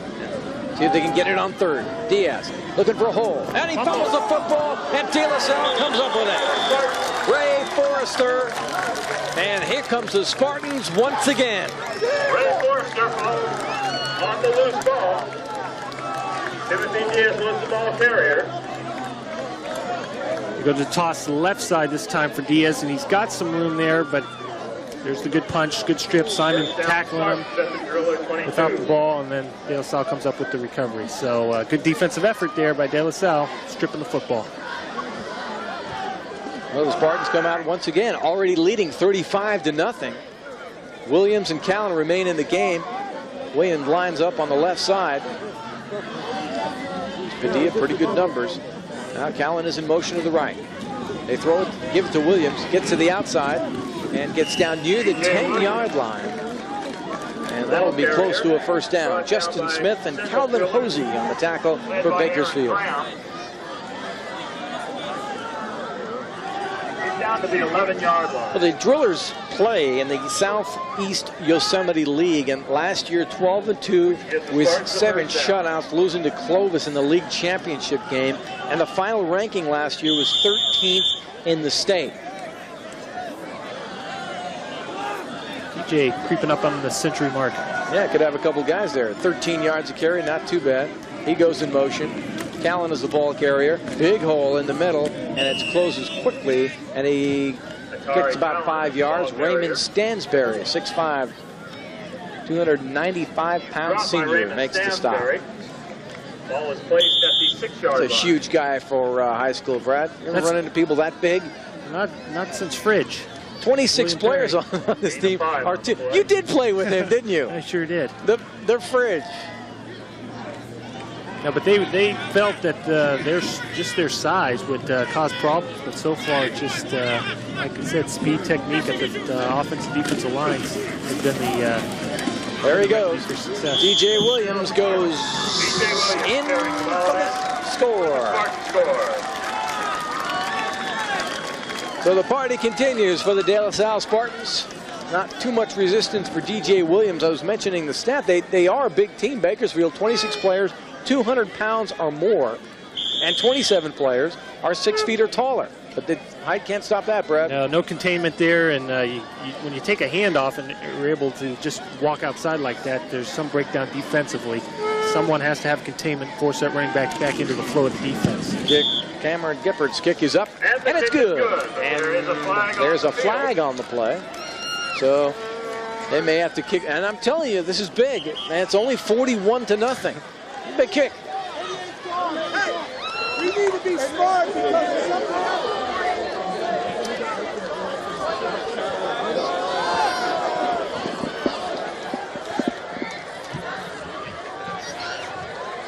player may have been ejected on this. This could be an unsportsmanlike call against Bakersfield. We have a dead ball foul on Bakersfield, and we have an ejection. The penalty will be administered from the kickoff. That's just a frustration thing there, and you really hate to see it. You know, these kids are emotional kids. They're not professionals. They're not playing at college, and the emotions are a little rawer at the high school level. But you hate to see anybody take something out on another opponent, and you know, there's just no room for that in any sport. Try and see who it was that was kicked out of the football game. Well, it's a tough game, Brad. I mean, the frustrations are coming out. Jermaine McDermott, by the way, who's had such a good game for Bakersfield, is the player who was ejected. So when it rains, it pours for Bakersfield, and that one hurts. But last week, we mentioned they got their 600th win at Bakersfield, as you get a look at Lattiser. And then you come out here, and you're feeling good. You got your 600th win, and then you're going to find out how good you really are. You're going to play the best team in the entire country, and you're thinking about an upset, and you're on the road, you're coming to Northern California, everything looking good, and then this happens. Yeah, well, that 600 win in a 102-year history for Bakersfield, but Coach Lattiser has 213 entering his 20th, so coaches another 40 years, he'll have his 600.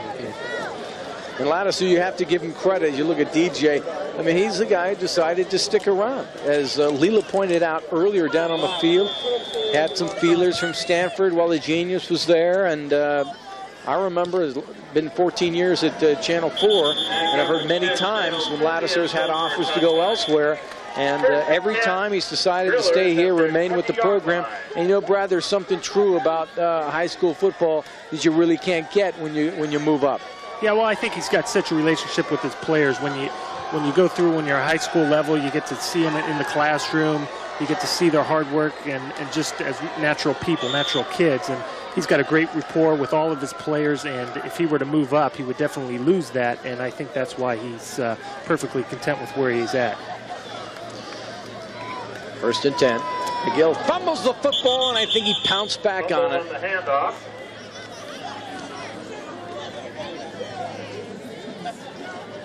Bakersfield now just having trouble even holding on to the ball. Yeah, they just want to go with the dive play here, but it's mishandled, and Dunlap can't hold on to it. McGill's able to dive on it to restore possession, but it now becomes 2nd and long situation, something you want to stay out of. Down and 11. Yeah, that's Will Johnson, defensive lineman and offensive lineman. Senior is going to sit this game out. Hopefully that's not a serious injury. 2nd down, and they hand it off to Johnson, and he doesn't get much, maybe not even back to the line of scrimmage. Chris Hosson makes the tackle along with Ben Tucker.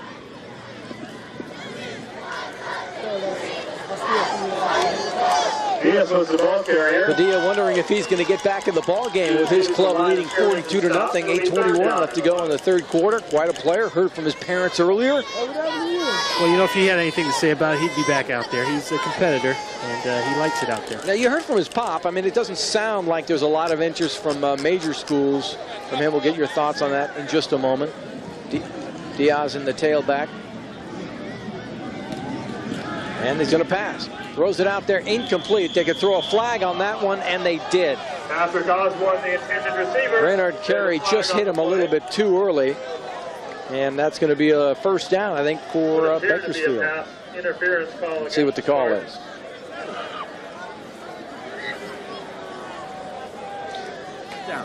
Yeah, that'll be a 1st down for Bakersfield. Let's go down to the field. Leila Feinstein. Thanks so much, Dennis. I just found out about what happened with that ejection. It was number 88, Jermaine McDermott, one of Bakersfield's best defenders. Apparently, he tried to punch Atari Callan in the face, and he has since been ejected. Dennis. Thank you, Lila. The frustrations do come out. Well, as a team leader, you don't really condone or expect that type of behavior. And again, it's probably due to the frustration, but a top-notch player like that has got to learn to control his emotions. McGill to pass again. Pump fake. Now throws it out there. He's got Osborne at the 48-yard line, but he dropped it, and another flag is down. Covered out there by Nicholas Walsh. Might get a roughness penalty there, which was a little questionable. Yeah, it looked like he was already out of bounds. And another pass, he definitely should have caught that one. Of course, I'm saying that from up here in the booth. Dead ball, personal foul, De La Salle. That's a tough one. The receiver's getting the ball. Is he going to catch it or not? He's in bounds. He's out of bounds. De La Salle, 1st down. Well, again, give the Drillers a 1st down. Let's take a look at it. There's the drop, and he's just hitting him. You know, his head's down, his eyes are down. I'm not sure he even knew that the guy dropped the ball, but it's an aggressive play and very iffy, in my opinion, whether or not to call that penalty. Well, in any case, at the 48, it's a 1st down. This is Diaz, the ball carrier. Oh, hit by Williams at the 41-yard line. By DJ Williams. Guy can do it both ways, Brad. Yeah, I think his spot might be at the linebacker at the next level. He's got great speed, good vision, good hands, and a very smart, intelligent football player. Shooting the gap right there from his linebacker position and making the tackle in the backfield. I'm curious to know why you think, I mean, as a linebacker as opposed to a running back, he looks great to me both ways. Why would you think he would go defense? I just think because of his size and athletic ability, linebackers are probably one of the better athletes on a defense, and they've asked to cover the run, cover the pass, and he's got that ability to do that, and not everybody does. You're going to lay it out there, incomplete, intended out there for West Norm. Charles Favroth on the coverage. Here's the winning ticket number for tonight's 50-50 raffle. And Favroth may have hurt himself on that play, and it looks like he did. It's like he's walking with a cramp. Get that straight-legged walk. Usually you got a cramp muscle. 1-4-1. Well, Brad, you coach Santa Rosa JC, right? And you could use a guy like DJ Williams. Yeah, we sure could. We got some athletes, but DJ, you know, I think he's probably going to skip that junior college level and head on out to Division I. Like we said, they've got some talented people out there. Third down, 6 yards to go. Bill Salle in complete control, and they hand the ball off. Bryce McGill doesn't get a whole lot. It'll bring up fourth down. Jason Hestley makes the stop. With the score the way it is now, they've moved Tari Callan out from a linebacker position to a cornerback position. Now you're talking about a high school kid who's playing running back. He's got to know the offensive plays. They stick him at linebacker, so he's got to learn that position. Now he's playing cornerback. So that tells me he's a smart kid that knows what's going on out there on the football field. You're looking at that was Terry Edson on the sideline, and Terry is feeling good tonight. He's the man who put together De La Salle's schedule, and he puts Bakersfield and Mater Dei back to back. And Lannister's going, well, I wanted to play both these teams, but you had to put them back to back. And Edson's, hey, no problem, coach. And sure enough, it wasn't. Williams makes the catch, fair catch at the 20-yard line. Renard Curry brings it down, and with 6:13 left to go in the third quarter, scoreboard shows De La Salle 42, Bakersfield nothing. 6 minutes and 13 seconds remaining.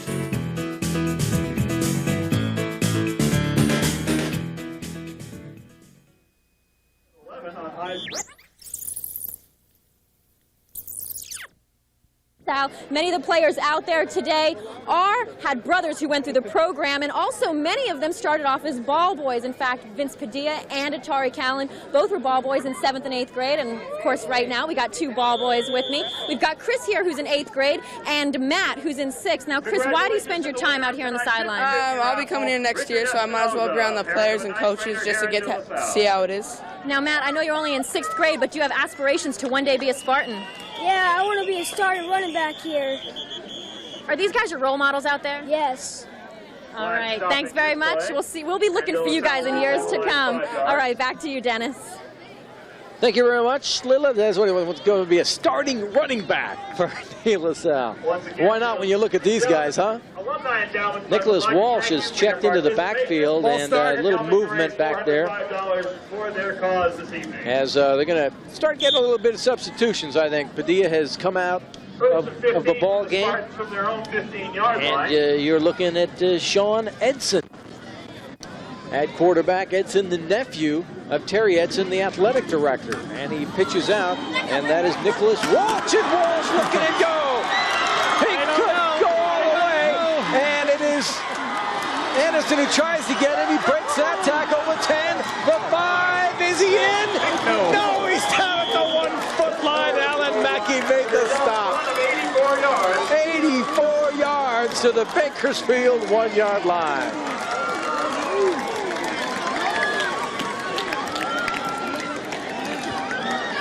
A great run here. I didn't know if he had enough to get even to the 1-yard line. But Nick starting the game for him, now coming back in the second half, chugging away. For all it's worth, sees Johnson in the corner of his eyes, able to make a stop and start move like that. Pretty good athletic ability. Bakersfield drill still on him and down to the 1-yard line. Hey, he'll be ripped about that, I'm sure. Hey, man, he ran out of gas. He ran out of gas about the 20, and I think he was just hoping somebody's going to bring him down. 84 yards on the play. And did not score. That's something. So Carrion Walsh in the backfield behind Edson. And they give it to Walsh, and he goes in for the touchdown. Nicholas Walsh carrying it in the final 2 yards for the score. So Nicholas Walsh rewarded for his 84-yard run, makes it an easy 85 total. And with 5:28, it's now 48-0 as Gebert will come in to attempt the extra point. I guess it doesn't matter who they put back there, although his hole was wide open. I mean, Callan has broken some tackles. Williams has broken some tackles. Nicholas saw that hole and said, I can't believe this. How long is that run? Another mishandle on the snap, and that one will not be converted. That was Nick Johnson to get in there to bring him down. And so it will be 48-0. See, take a look at this little snap, and he's unable to catch it and put it down, and he's swarmed.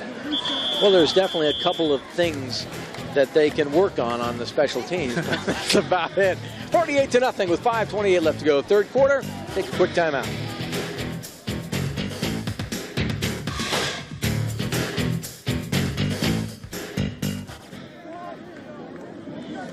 He's usually strong.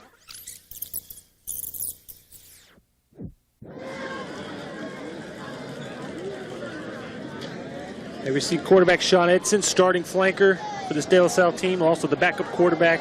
He leads the scoring drive of his own here. Get De La Salle out 48-0. Yeah, Bakersfield coach Tim Hartnett, you know, he had joked that he was working on a game plan to make sure the drillers did not get embarrassed. And they took the 5-hour bus ride up here, and it's been a real tough game for them. I mean, they have struggled from the very first time De La Salle touched the football. There has been very, very little resistance, 48-0. And I think anybody would have asked would have expected a tougher ball game than this. So their competitors are over there, but I don't think there's anything to be embarrassed about. I mean, this De La Salle team does it to everybody, so they're not alone by any means being down 48-0. And they'll just fall on the ball. Christopher Chambers takes it at about his 31-yard line. First down drillers at their 31-yard line. So let's see if there's any changes for Bakersfield. James McGill will remain at quarterback. Chambers runs off the field. 48-0, 5:27 left to go. In the third, we've got another quarter to go of this thriller at Owens Field in Concord. I tell you what, not too many people on the De La Salle side of the stands have left. Well, they're used to seeing this. That's what they come for. Very beautiful evening here in Concord. Pretty soon it'll be an Indian summer as we head into late September, early October. Beautiful area of the San Francisco Bay Area. And they throw it off to Anderson. Anderson picks up a few yards, takes a couple tacklers with him, picks up about 5 yards on the play. Cartwright and Hetzley in on the stop for the Spartans. Nick Johnson, the ball carrier for Bakersfield. He gained 6 yards on the play. I just can't wait to get back on that bus and head off back to Bakersfield and prepare for the next opponent.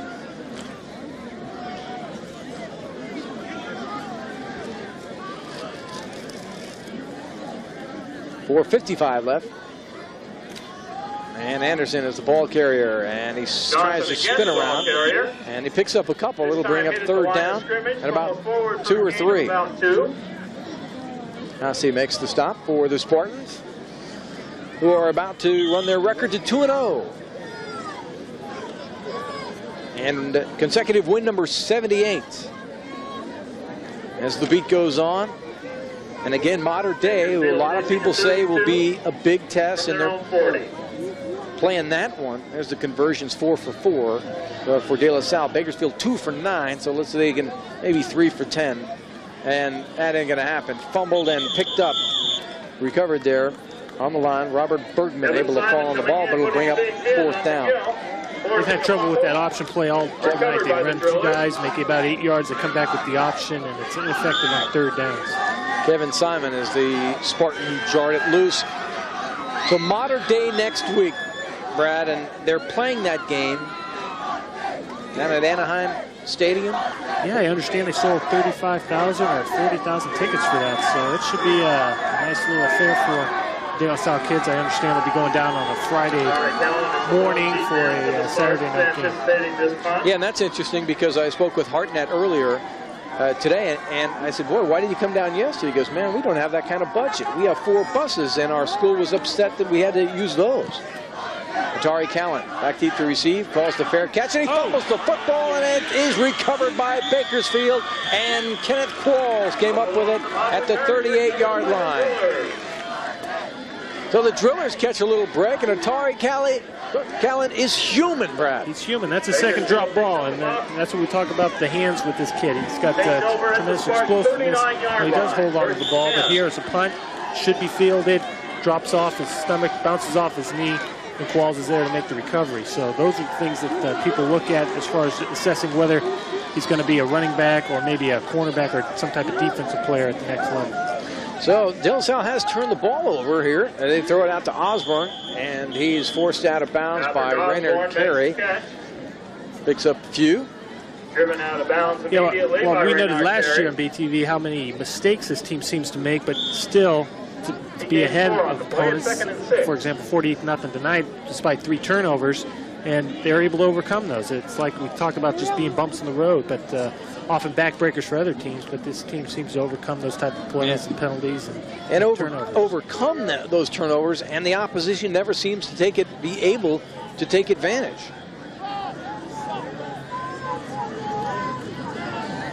McGill to pass. He's got a man, and it was dropped there by Bryce McGill, and he was right there.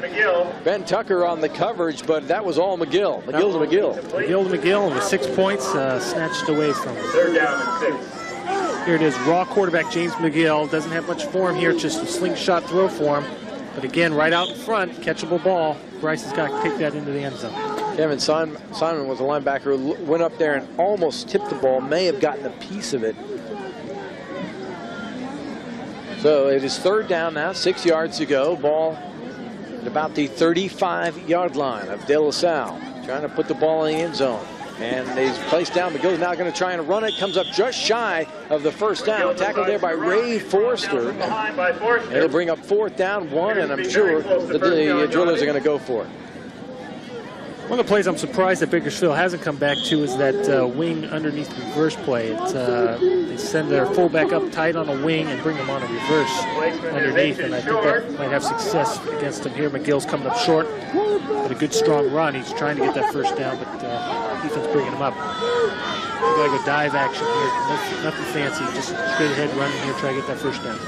And McGill will try and do it himself, and I don't think he got it. He was hit immediately by Jason Hethley. He got it with second effort. That's why it helps to be 6'3", 200 pounds if you're running a quarterback sneak. And it looks like we got an injured driller down on the field with just over 2 minutes left to go in the third period, and the officials are going to have to call an injury timeout here. Blitz and scaffolding provided by United Rentals for all your commercial and residential rental needs, from bulldozers and dump trucks to garden tillers. United Rentals has the gear for you. Call 408-286-6330 or visit their 2 San Jose locations, and that is a shot of one of our lifts, actually both of our lifts right there, as they are providing excellent camera angles for you tonight.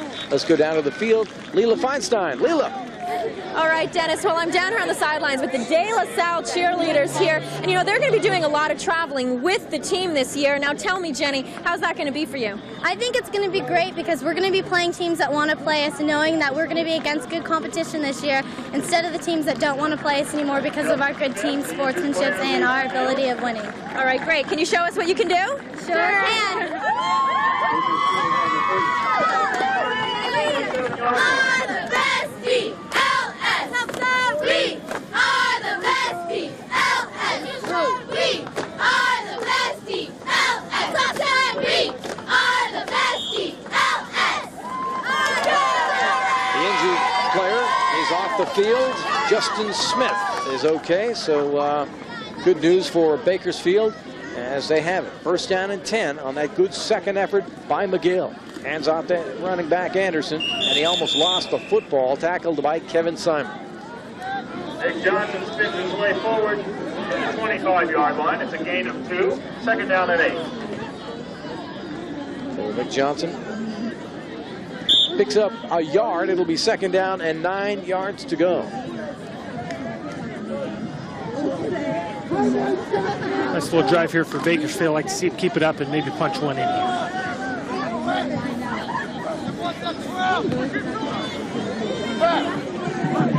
Johnson, the lane fullback, as he looks to pass, has paid route again, and then pass intended from Osborne out there. Rainer Carey on the coverage as McGill hit the turf once again under pressure. It's second down and 8. Play that's successful for him last week and scored 2 touchdowns for him. It's a quick pump fake and a fade route. But I'm sure McGill wasn't getting pressured like this last week. Ray Forster coming in delivering the blow. Yeah, he had a couple touchdown passes, Brad, last week. Antelope Valley, pretty tough opponent, and Bakersfield shut them out, 20-0. Now getting a taste of their own medicine tonight here by Forster and the Spartans. who are just dominant from the first kickoff up to this point, with 1:13 left to go in the third quarter, leading 48-0. Goes in motion, and McGill to pass. Now he's going to run it. He's got a lot of running room. After the 20, the 15, cuts back to 10, the 5, and down at about the 3-yard line. Tackled by Kevin Forden. But now it looks like Bakersfield might be able to get in there and score a touchdown.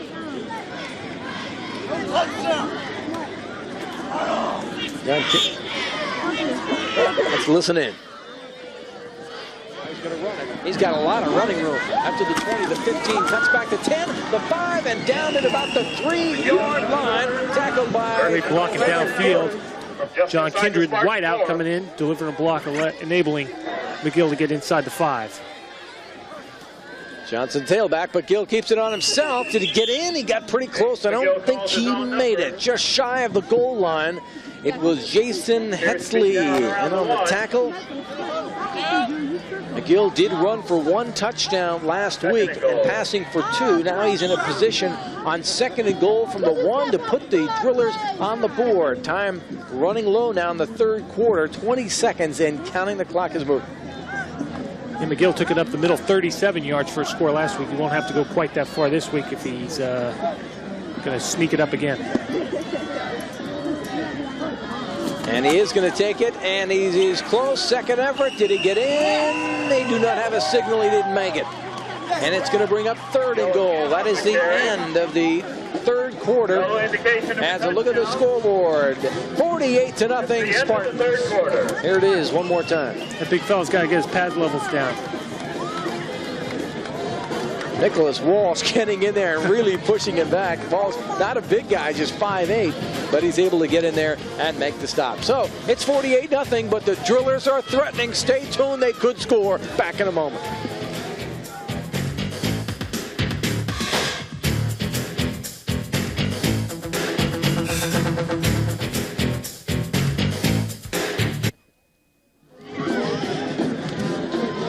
This is big, Brad, because this is going to end the string of shutouts on the dock of the bay.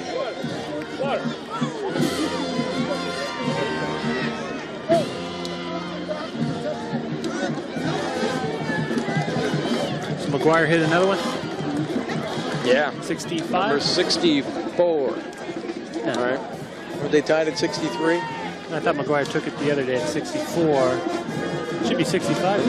How many does McGuire have? Oh, really? I thought no. It was. Did he go ahead and then Sammy tied him again?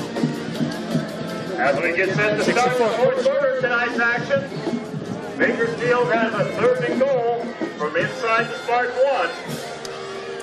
Welcome back to Owen Owens Field. The score now is 48-0. De La Salle is still ahead. But Bakersfield still has a lot to be proud of tonight. In fact, they have been playing football at Bakersfield since 1896. That's right. We're not just going to tell you about it. We're going to show you. Take a look at some of these pictures. Now, this was the team from 1916 and also the 1928 team. And the 1928, you know, it's a long time ago, and these guys out here today are hoping to uphold that tradition. And in fact, last Friday, they won their 600th victory, making them have the #1 in terms of wins. Back to you, Dennis. Okay, let's see, Bay going for the touchdown. Did he make it? Yes, he did. Nick Johnson, and the string of shutouts on Bay TV has come to an end. Alex Cartwright making the initial hit. Looked like he might keep him back there, but Bakersfield has scored with 11:57 left to go in the final period. 11 quarters. That was our streak, Brad, and it's over. I don't know, what about last year? You guys any shutouts at the end of the year? I don't think so. We had some pretty good games. I can't really recall the scores. But here's a good lead play. Johnson getting airborne. Side judge sees that ball cross the goal line, all right? It's the ball that has to cross, not the player. So he was able to get that ball over even though it was riding low on his head.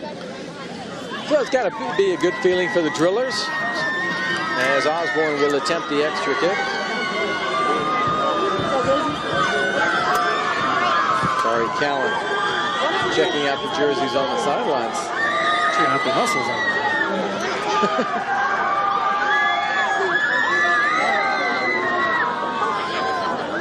We better put these kids on camera down there. They're going crazy. Osborne now to attempt the extra point. They tried to drive it through, and it was a little low. A little mix-up on the extra point, so it was no good. So at 11:57 left, it's 48-6 in favor of De La Salle, and they'll get the football back. The Fall Festival is October 16th here at De La Salle High School. Starts at 4 o'clock, go on the way through 11. Games, bingo, food, a lot of family fun. And like I mentioned earlier in this broadcast, it is the Pittsburgh High School game, and they are the last school to defeat the Spartans. Here I am, Brad, trying to drum up some more hype. Huston to tell it's hype. Pittsburgh's going to beat them. The streak's going to end. Here it is, October 16th. It's going to come to an end. Win streak since 1992 is when it began. 34-14 over Merced. And you look at the scoring drive there. Good drive there for Bakersfield. Coming up with 7 plays, 61 yards. Took a little time off. They were hoping to get that at the start of the game. That's the kind of thing that we were looking for. But better late than never if you're Bakersfield and Coach Hartnett. That's one of those things we pointed out, that you want to get some small victories in this game. You don't want to get shut out. He was able to accomplish that with the score there. And so far, you know, there's some bright spots out there for Bakersfield. But again, Carey back to receive. There's Favroff right there. He's back there with Carey.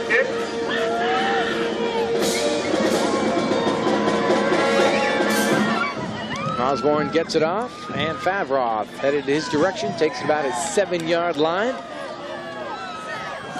Got a little bit of room now at the right sidelines and gets across the 30 to about the 32-yard line. And here comes what I can safely assume is the backup unit of the De La Salle Spartan offense. They lead it 48-6, 11:51 left to go in the ball game. At least it's a pleasant evening. We're here up on top of the press box for the second week in a row. Had a very pleasant evening last week in Union City, watching James Logan. Sean Edson back at quarterback. He took over for Vinny Padilla earlier in the last series. Edson usually the starting flanker.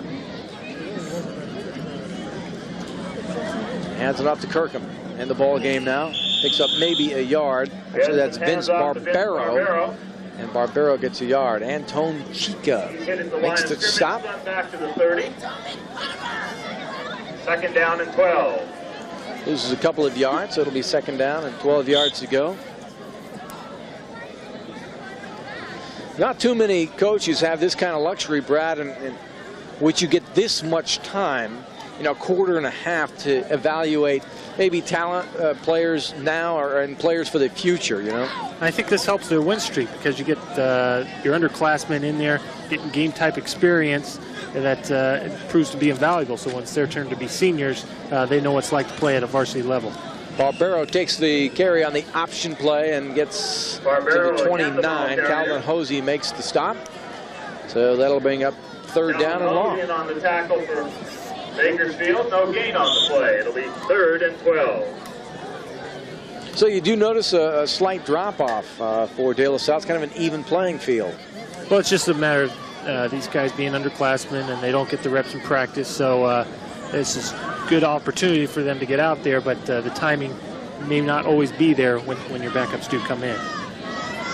So Barbero and Kirkham now form the backfield along with Edson at quarterback for De La Salle, comfortably ahead. And on the option, Edson throws it out there. This is Kirkham. Kirkham will be tackled for another loss, and De La Salle going backwards as Justin Smith makes the stop. It'll bring up 4th down, and the Spartans will have to punt the ball away. Padilla does come in, not as a quarterback, however, to make the first punt of the day for De La Salle. Hosey's had a pretty good game, big guy. He's made a few tackles in there. Padilla, meanwhile, doing it from as a quarterback and as the kicker. Diaz and McGill back deep to receive for Bakersfield. They scored a touchdown on the last possession, and it's 48-6, 9:45 left to go in the ball game. Padilla set to punt. And there's a kick. It's a good one. And they call for the fair catch. Little confusion back there, but it's taken by McGill. So with 9:30 left to go in the ball game here at Owens Field, it's 48-6. Back after this timeout.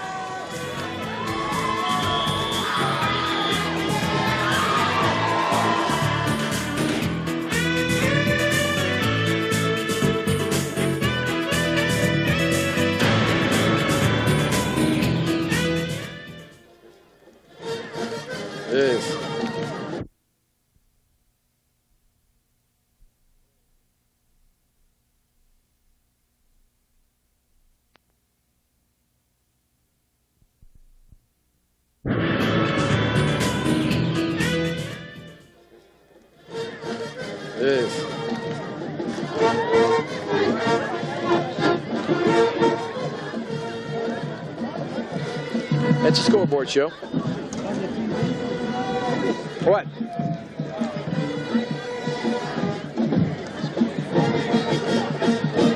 Yeah, 3 minutes. What's that? Oh yeah, it's going to be very short. It's going to be a 3-minute show, but remember, we will close, right? We'll close this and say, that's it, everybody. We're coming back for our post-game. Stay tuned for the Bay TV post-game show.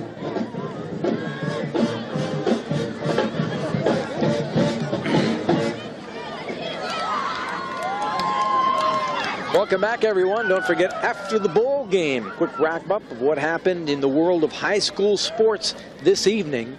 We'll have some good scores. There's some good games going on tonight that we're going to have the scores for you. Skyline currently leading St. Francis, and that's a big one. We're going to see St. Francis in a couple of weeks against this De La Salle football team. There's the toss out. And breaking tackles, getting a couple there is Alan Mackey. Finally tackled by Alex Cartwright, but he picks up about, give him about 6 yards. It'll be 2nd down and 4. Gain of 6 yards on the play, it's 2nd down and 4. I don't know if Skyline is beating St. Francis tonight, and we've got St. Francis in 2 weeks against De La Salle. Got to talk to those schedule makers, I think. Skyline's also on De La Salle's schedule this year, so maybe one of those games will be a good one. Mackey gets to the outside, got some running room, got a 1st down up to almost the 40-yard line for the Spartans.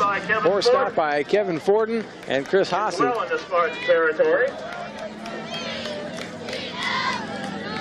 Ball is spotted at the 40. Good job. This is one of the few times they've had success on this play. Mackey was able to make it work the 1st down. He was able to come right back on 2nd down to pick up good yardage, good blocking downfield as both teams go into their backup players at this point. Well, if it's the backup players, the battle is being won right now by Bakersfield. Scored on their last possession to make it 48-6 and driving here. Mackey is a setback. They toss it out to him. Looking for running room on the right side. Oh, he runs into the big man at the line. That's Alex Cartwright. 6 foot, 198-pound junior. So he's a man who will be back next season. This time there's no gain on the play. Coming right back to the other side now with the toss, but the cutback is not there as Cartwright's able to step up and make the play. And Cartwright has been, we mentioned his name a few times tonight. Again, just a junior, just a sophomore. I always wanted to say that. The great Keith Jackson. He's a dandy. Fumble in the backfield, and it's a loose ball. I think he got it back. Mackey dropped the handle. A little confusion with quarterback, but he able to strip by Bill Hepler in the backfield for the Spartans, but they did get it back. It's just a point where you come back with an OT here, something that toss sweep 3 times, you've had great success, you come back with a play that hasn't been too good for you. And what's an OT, man? That's where you're off guard and off tackle pull around. John Madden refers to it as the counter tray. It's something that John Riggins used to run behind his hogs at Washington. Got the hogs back there. Looking to throw it, and that was unloaded. It's got a man down there. Oh, it's a touchdown complete to Thomas Holman. Oh, my. Thomas Holman. Kevin Fordham out there reached up at the last second. I think he was shocked the ball got over his hands. I thought this was interception written all over it. As you notice, McGill here out of position. Again, it's just all arm strength with this young guy. Throwing it out there. It's up in the air, just over the fingertips, and That's how you chalk it up, I guess, on the chalkboard in Bakersfield. I tell you what, a lot of people who turned off their TV sets are going to be shocked when they read the paper tomorrow and see 49-48 Bakersfield. The comeback has begun on Bay TV. Okay, they're going to go for the 2-point conversion. Regular quarterback tosses out to Mackey. He's done a good job. Cuts back. He's got it. And did he get in? Yes, he did. It's a 2-point conversion. Kevin Fordham made the stop, but a little bit too late. And it's 48-14 with 7:10 left to go. So, I don't know. It might not be as bad a bus ride home as Bakersfield's starting to do a little bit offensively here. Much better success running the sweep against the second unit. They're not getting, De La Salle's not getting that pressure up front, turning that play back into their quick defensive players. They're not getting that scrape from their linebackers that they get with their first unit, and that's why Mackey's able to get in the end zone for the 2-point conversion. So next week here on Bay TV, and head back out to a little Kezar Stadium action. You know, it's going to be Marine Catholic and Sacred Heart. Keep that fog away this time. Yeah, we had a lot of fog coming in there at Kezar Stadium last time, and hopefully it'll be a little nicer. But you know what, Brad? I don't think so. Not this time of year. But Marin Catholic, Wildcats always a really good football team. And they got a good back in Allen Admonson. So you think Atari Callan's a good one. Well, Marin County's got one of their own in Allen. Well, it took 2 minutes and 20 seconds to go 63 yards.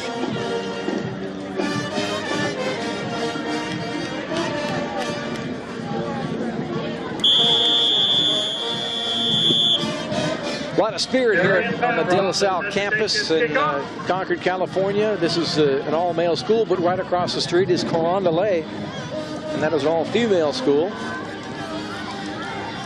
There is the kick. A short kick sails out of bounds. That'll go out of bounds, so they'll mark that at the 35, and let's go downstairs to Lila Feinstein.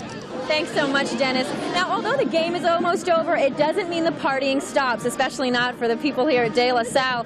Now, the Alumni Association put together something called the Fifth Quarter, which they do after every home game in the cafeteria. They have a big celebration, and they invite everyone to attend. Now, with me right now is Tom Bruce, who's also involved in the Fifth Quarter. His son played football here for 4 years. Can you please tell me, why is it that you guys have this Fifth Quarter celebration?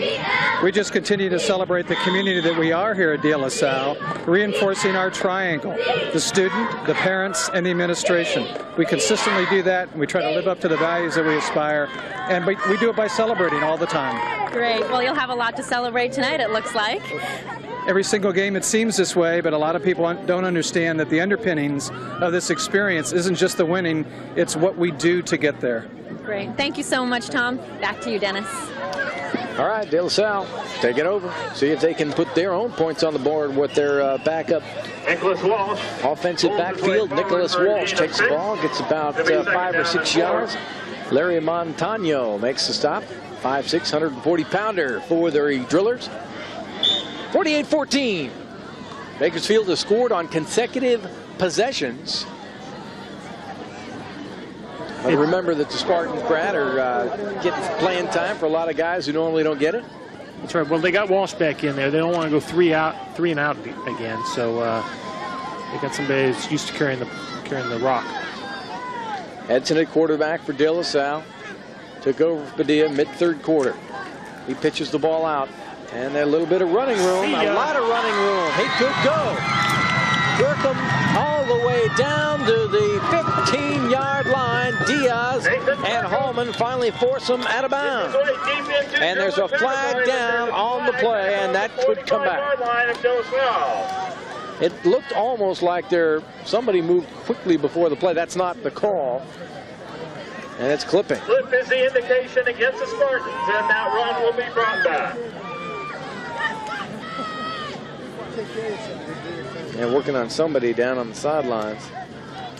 20, I don't think that is Callan. Here it is. It's going to be brought back because of the clip, but just a block away here is Kirkham from going the distance, getting out in the hole there. And right there, if we could have got a block on McGill, he wouldn't have slowed him down. He possibly could have gotten the end zone, but again, it would have went for naught. The clip is going to bring it back. Second down and 16 from their 29-yard line. Well, Green on the ground.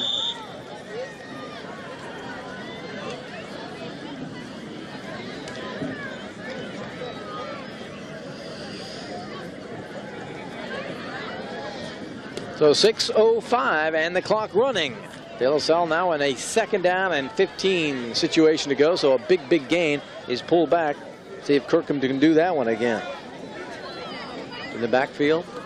And it's Walsh this time on the reverse handoff, and he gets about 7 yards past the 35 to the 36. Antonio Chica in on the stop for Bakersfield. Way back to the original line of scrimmage.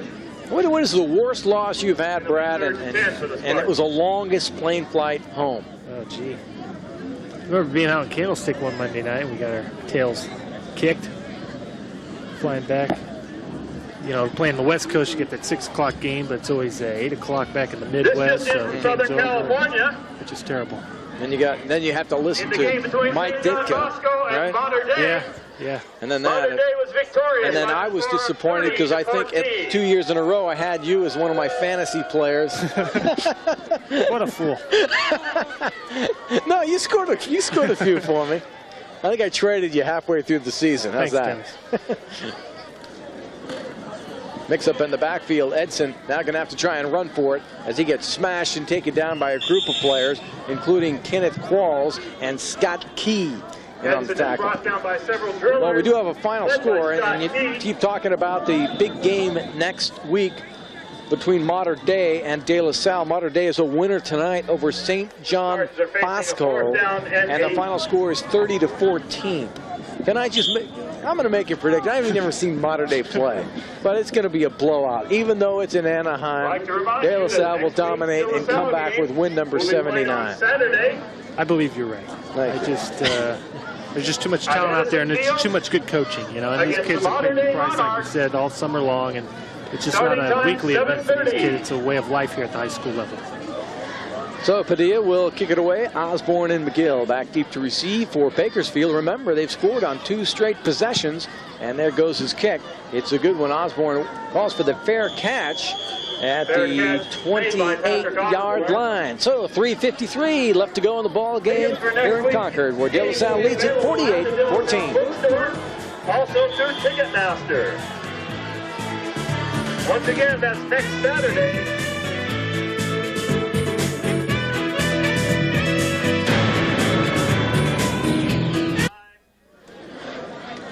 Formerly Anaheim Stadium, home of the Angels. Tickets available at the De La Salle bookstore.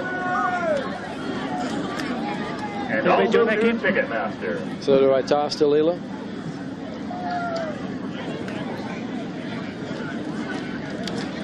The next time the Spartans will be here at Owen Owens Field. Is anybody doing that game? Will be 3 weeks from tonight, October 9th. Fox is doing it on tape delay for the next day. High School. What are we doing here?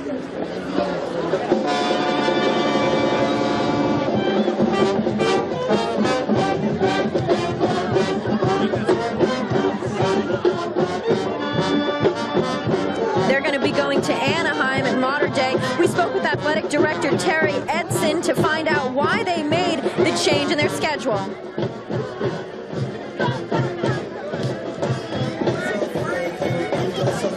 That this wasn't really beneficial for either side, and so we want a situation that is get as much competitive equity is the word we used as possible. And with the teams we're playing now, and not only is there competitive equity, but they want to play us and we want to play them, so it makes it a nice situation.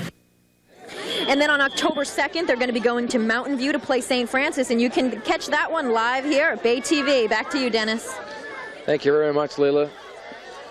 Looking to pass, and they got a new quarterback in the ball game, and that didn't really work. Quarterback Anthony Sears. Anthony Sears was thrown down by Adam Thomas for the Spartans. Now this is a big guy, pretty beefy guy there. Adam Sears is. He's 6'3", 230 pounds. He's a junior. I don't know if he's the kind of option quarterback, but we'll see what Sears does. He looks like a guy who can rear back and really fire it. 6'3", 230. Great size for the high school level. Back to pass. This time he has a little bit of time, and there's why he's in there. Ooh, he's got an arm. intended out there, and incomplete, intended for Hallman. It was Norm West on the coverage. He got a gun. He does. He fired that one.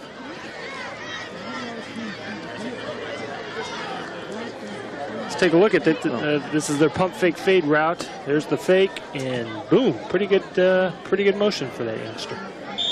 And about modern day, just in their CIF final, as we look ahead, in 1991 they won, they beat Eisenhower, lost in 93 to Eisenhower, won it in 94, and 96 they won and lost in 97. So they're always in that final game. They pitch it out to Mackey. Tries to get out to the outside and does. Got some running room. Hops over a player and good hit at the 35-yard line. Did not get the first down. Peter Anastopoulos is the man who made the stop. Gains up to the 34-yard line. Here's Mackey getting that toss sweep, getting it outside, and again, De La Salle having trouble with this unit containing the running back, but a good strong finish to the run there as he drops the shoulder. Gain of 12 yards on that play. And drops Anastopoulos. So it'll bring up 4th down, and what the heck? Let's go for it. And it's Mackey on the toss. Nicholas Walsh was the first guy who had a shot, but Mackey bangs his way and gets the first down at midfield. Anastopoulos there to make the stop, but a good job by Mackey, who looked like Nicholas Walsh had containment. Alan Mackey, 5'11", 175-pound junior, looking real impressive in the second half for Bakersfield. Yeah, Walsh has got to turn that play in and allow his defensive mates to make the tackle. He thought he did so, but Mackey was able to use his speed to get outside. I think Walsh underestimated that speed of Mackey. So Sears trying to engineer another Bakersfield drive. They scored 2 touchdowns here late, and there's a long pass, intended out there for Hallman, incomplete. Norm West on the coverage. Hallman almost had enough speed to run underneath that one. Just a little more air to that ball, and that's another 6 points for the Drillers. And the Drillers, well, you know what, Brett? I think there was enough time. They might have come back, but they're going to run out of time. 2:27 left to go in the game. 48-14. De La Salle's about to win number 78 in a row and extend their record as the longest winning streak in the history of high school football. Mackey almost lost the ball, able to get it back. Has some running room and gets about 8 yards, dragged down by Alex Cartwright by the back of his jersey. Alan Mackey stopped by Alex Cartwright.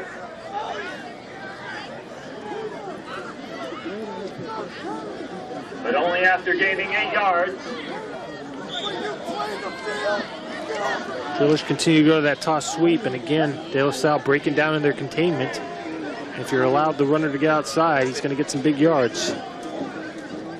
As funny as we put De La Salle on the schedule, one of the people in command at KRON came by, and we only had 2 games for the Spartans listed on the schedule, but he wanted to know, I got a letter wanting to know why we didn't have more De La Salle games on the schedule. You know, people like to see the Spartans, and you know, when you're looking at scores like 48-14, it's sometimes it's, you know, you want a game at some point.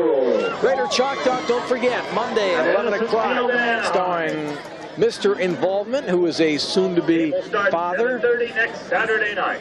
He'll be with John Gruden, head coach. Monday at 11 a.m. as hopefully the Raiders will be talking about an upset win over the Denver Broncos in a game not televised. So your best option again is Raider Chalk Talk. Mr. Involvement. Well, that Vernon doesn't waste any time. It's just last year we were talking about his wedding, and now that's right. On the way. Well, congratulations, Vernon. They don't call him Mr. Involvement for nothing.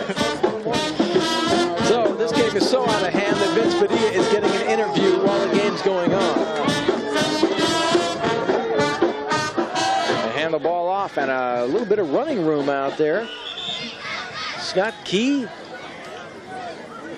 And then Mike Johnson in there to make the stop. Scott Key was the ball carrier on Scott that play. Key, not normally carry the football, Johnson, but only after getting a driller listed as an down. inside linebacker, 250-pound junior.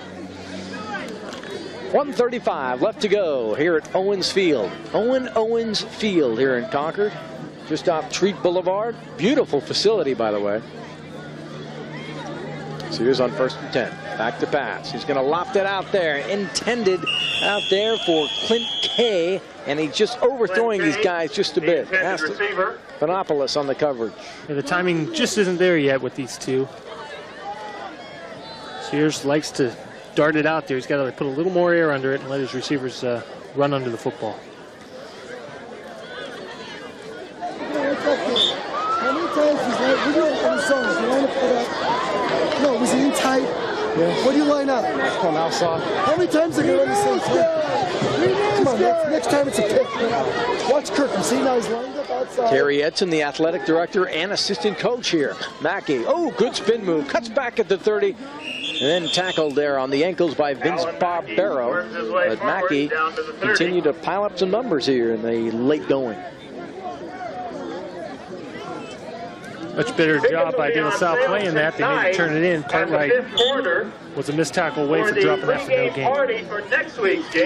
Don't forget, everybody, in just a few minutes here, join us for a high school postgame show. Got some pretty good scores from around the Bay Area that we're going to update you on. 40 seconds left to go in this ball game. Sears going to loft it up there again, and he does, and it is caught. And did he get in? That was Hallman, and it's a touchdown again for the Drillers. David Fujimoto was the man out there on the coverage, but he wasn't very close to Hallman, who catches another. So Thomas Hallman, the 5'11", 153-pound junior, is having himself a pretty good second half. It's now 48-20, pending the outcome of this. Here we see the puff fake. Sears able to get some air under it this time, and the result's much better. It's an excellent effort stretching over the goal line there for Hallman to get it in. Again, you're going to see the score and say 48-20. Hey, not bad. They put up 20 points, but you got to remember it's very deceiving. As they're going to go for 2 now. Mackey, set back. They throw it to him. Mackey cuts at the 5 and then gets dragged down. Ooh, a nice tackle there by Nathan Kirkham. And so they do not convert, so it is 48-20 with 33 seconds left to go. It's a good bet that these Spartans are going to get the ball and just sit on it here and bring this one to a close.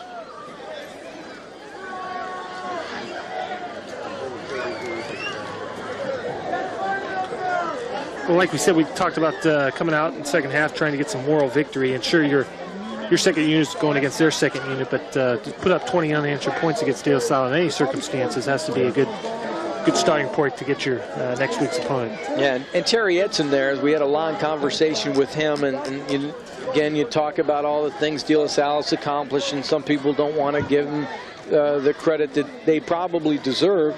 And, you know, during this summer, they have what they call conditioning, and it's really anybody in the school that can come to these conditioning programs that last 3.5 hours during the summertime. And really, the only people who show up are the football players. So technically it's not practice, but it's a kind of conditioning and the discipline that is instilled in these players, and it's the reason they are where they are. That's the last loss right there in the championship game. Isn't that something? 35-27. And I remember that game clearly because that one was on television. Bernard Carey back deep to receive. And the ball bounces out, so that'll bring it up to the 35-yard line. Well, if I'm not mistaken, that game snapped a, what, a 44-45 game win streak. So if they had won that game, we'd be talking about 120 something, you know, 10. What's that now? I wonder if they're looking, you know, they've got to be looking at that 100 game mark at this point. I mean, that wouldn't happen this season, obviously, but would happen in next year. Possibly.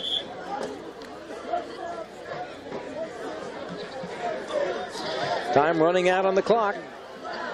10 seconds left here at De La Salle. They'll just let the thing run out, and this ball game will come to a close. 48-20 is the final score as the De La Salle Spartans win their 78th consecutive game as the count continues for the Spartans. Padilla, an excellent ball game. Atari Callan is the guy who really set the pace. DJ Williams. And once again, we talked about that offensive backfield at the beginning of the game, and it proved true to form. Tim Hartnett really had no answers from the get-go. It'll be, well, a long bus ride home for Coach Bob Ladouceur, congratulating his players. Always, I just want to see him smile one time. 48-20 is the final score. We'll be back after this timeout.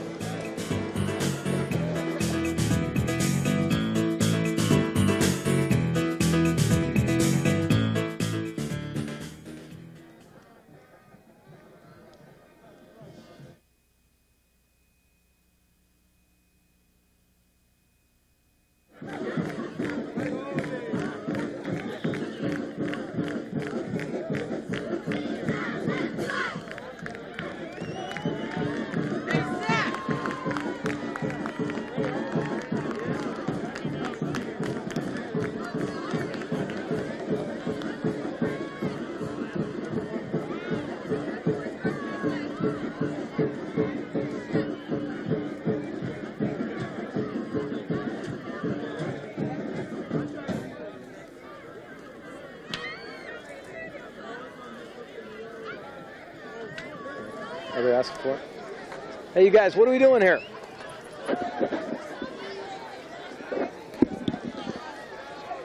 Welcome back, everybody. We're at 48-20. You're looking at the final score for the De La Salle Spartans. A little congratulatory going on the field right now. And Brad, you know, you always talk about what can you take away from a game like this if you're Bakersfield? And you know, you want to be diplomatic, but what can you take away from this? Well, I think the fact that your second string came in and played pretty well. You know, you put up 29 extra points and you limited De La Salle's second team to no points. But it's going to be a long bus ride home for these fellas. They came in expecting better things, and to go away with really the first unit being shut out 48-0, it's going to leave a bad taste in their mouth. But certainly nothing to be ashamed of. They're not the first team to do so. Okay, let's take a look at the McDonald's play of the game, and it has to go to DJ Williams. In the second quarter, the McDonald's play of the game, Williams on 3rd and long just takes it straight up the middle and is gone. He goes all the way for the touchdown. Williams combining with the Callan on just a tremendous backfield. DJ Williams on McDonald's play of the game. And I guess if you're De La Salle, Brad, this can't be a situation either where you're overconfident as you head down to Mater Day either. No, not at all. I mean, they came in with this season in mind that they're going to have a tough schedule, and they're taking them one game at a time. All right, let's go down to the field. Leela. Thank you very much, Dennis. Well, I'm here right now with Atari Callan and Vince Padilla. Atari, can you please tell me, now, you guys came in expecting a tougher game. Why do you think you guys did so well tonight? I mean, we got real focused this week. We went out, played hard. We read our scouts. We watched film on them, and we studied them. We knew how good they were, and we knew we had to come out and play a great game if we wanted to beat them. So we just came out here, we did what we had to do, and we just came out victorious. Okay, can you please tell me about that touchdown run you were going for, and then you fumbled the ball at the 5-yard line? What happened? It was just a little trap over the middle, and I shook one dude, and the guy just came across, and he just hit me. And I wasn't expecting it, and the ball just rolled into the end zone. Like my heart just fell out of me when that happened. All right, thank you very much. Great game, Atari. And now Vince Padilla. We spoke to your parents earlier today, and they told me that on game day you're very, very pensive and quiet. What are you thinking about on game day before you get out here? Everything's rolling through my mind, you know, what I'm going to do, you know, which guy is coming at me, what kind of defense to run in, everything, what play is going to work, what should I do, just everything that I do in the game, it's going through my mind, you know, just getting ready. Now we know that you're not only good at football, but also baseball. Which do you think you're going to do when you graduate? I'm leaning towards baseball right now, you know. Playing football, quarterback position, you know, you got to be like 6'3", and obviously I'm not, so I'm leaning towards baseball right now. All right, good game, and back to you, Dennis. Thank you very much, Leela. Down on the field, a great job as usual. You did a fantastic job. But again, De La Salle at 78 consecutive wins and counting, Brad. And it doesn't look like at this point anything's going to stop them. They'll have their test next week, Mater Day, and I think coming into the season, that was the big one. You know, Bakersfield came in with a pretty good program, but it was always that Mater Day matchup, going down south and playing them, and I think that was the key thing in their season, and we'll see next week how they handle it. Okay, once again, De La Salle easily wins their 78th consecutive football game, a continuing record. That is it from De La Salle High School. Stick around. Coming up, a quick high school post-game show here from De La Salle High School.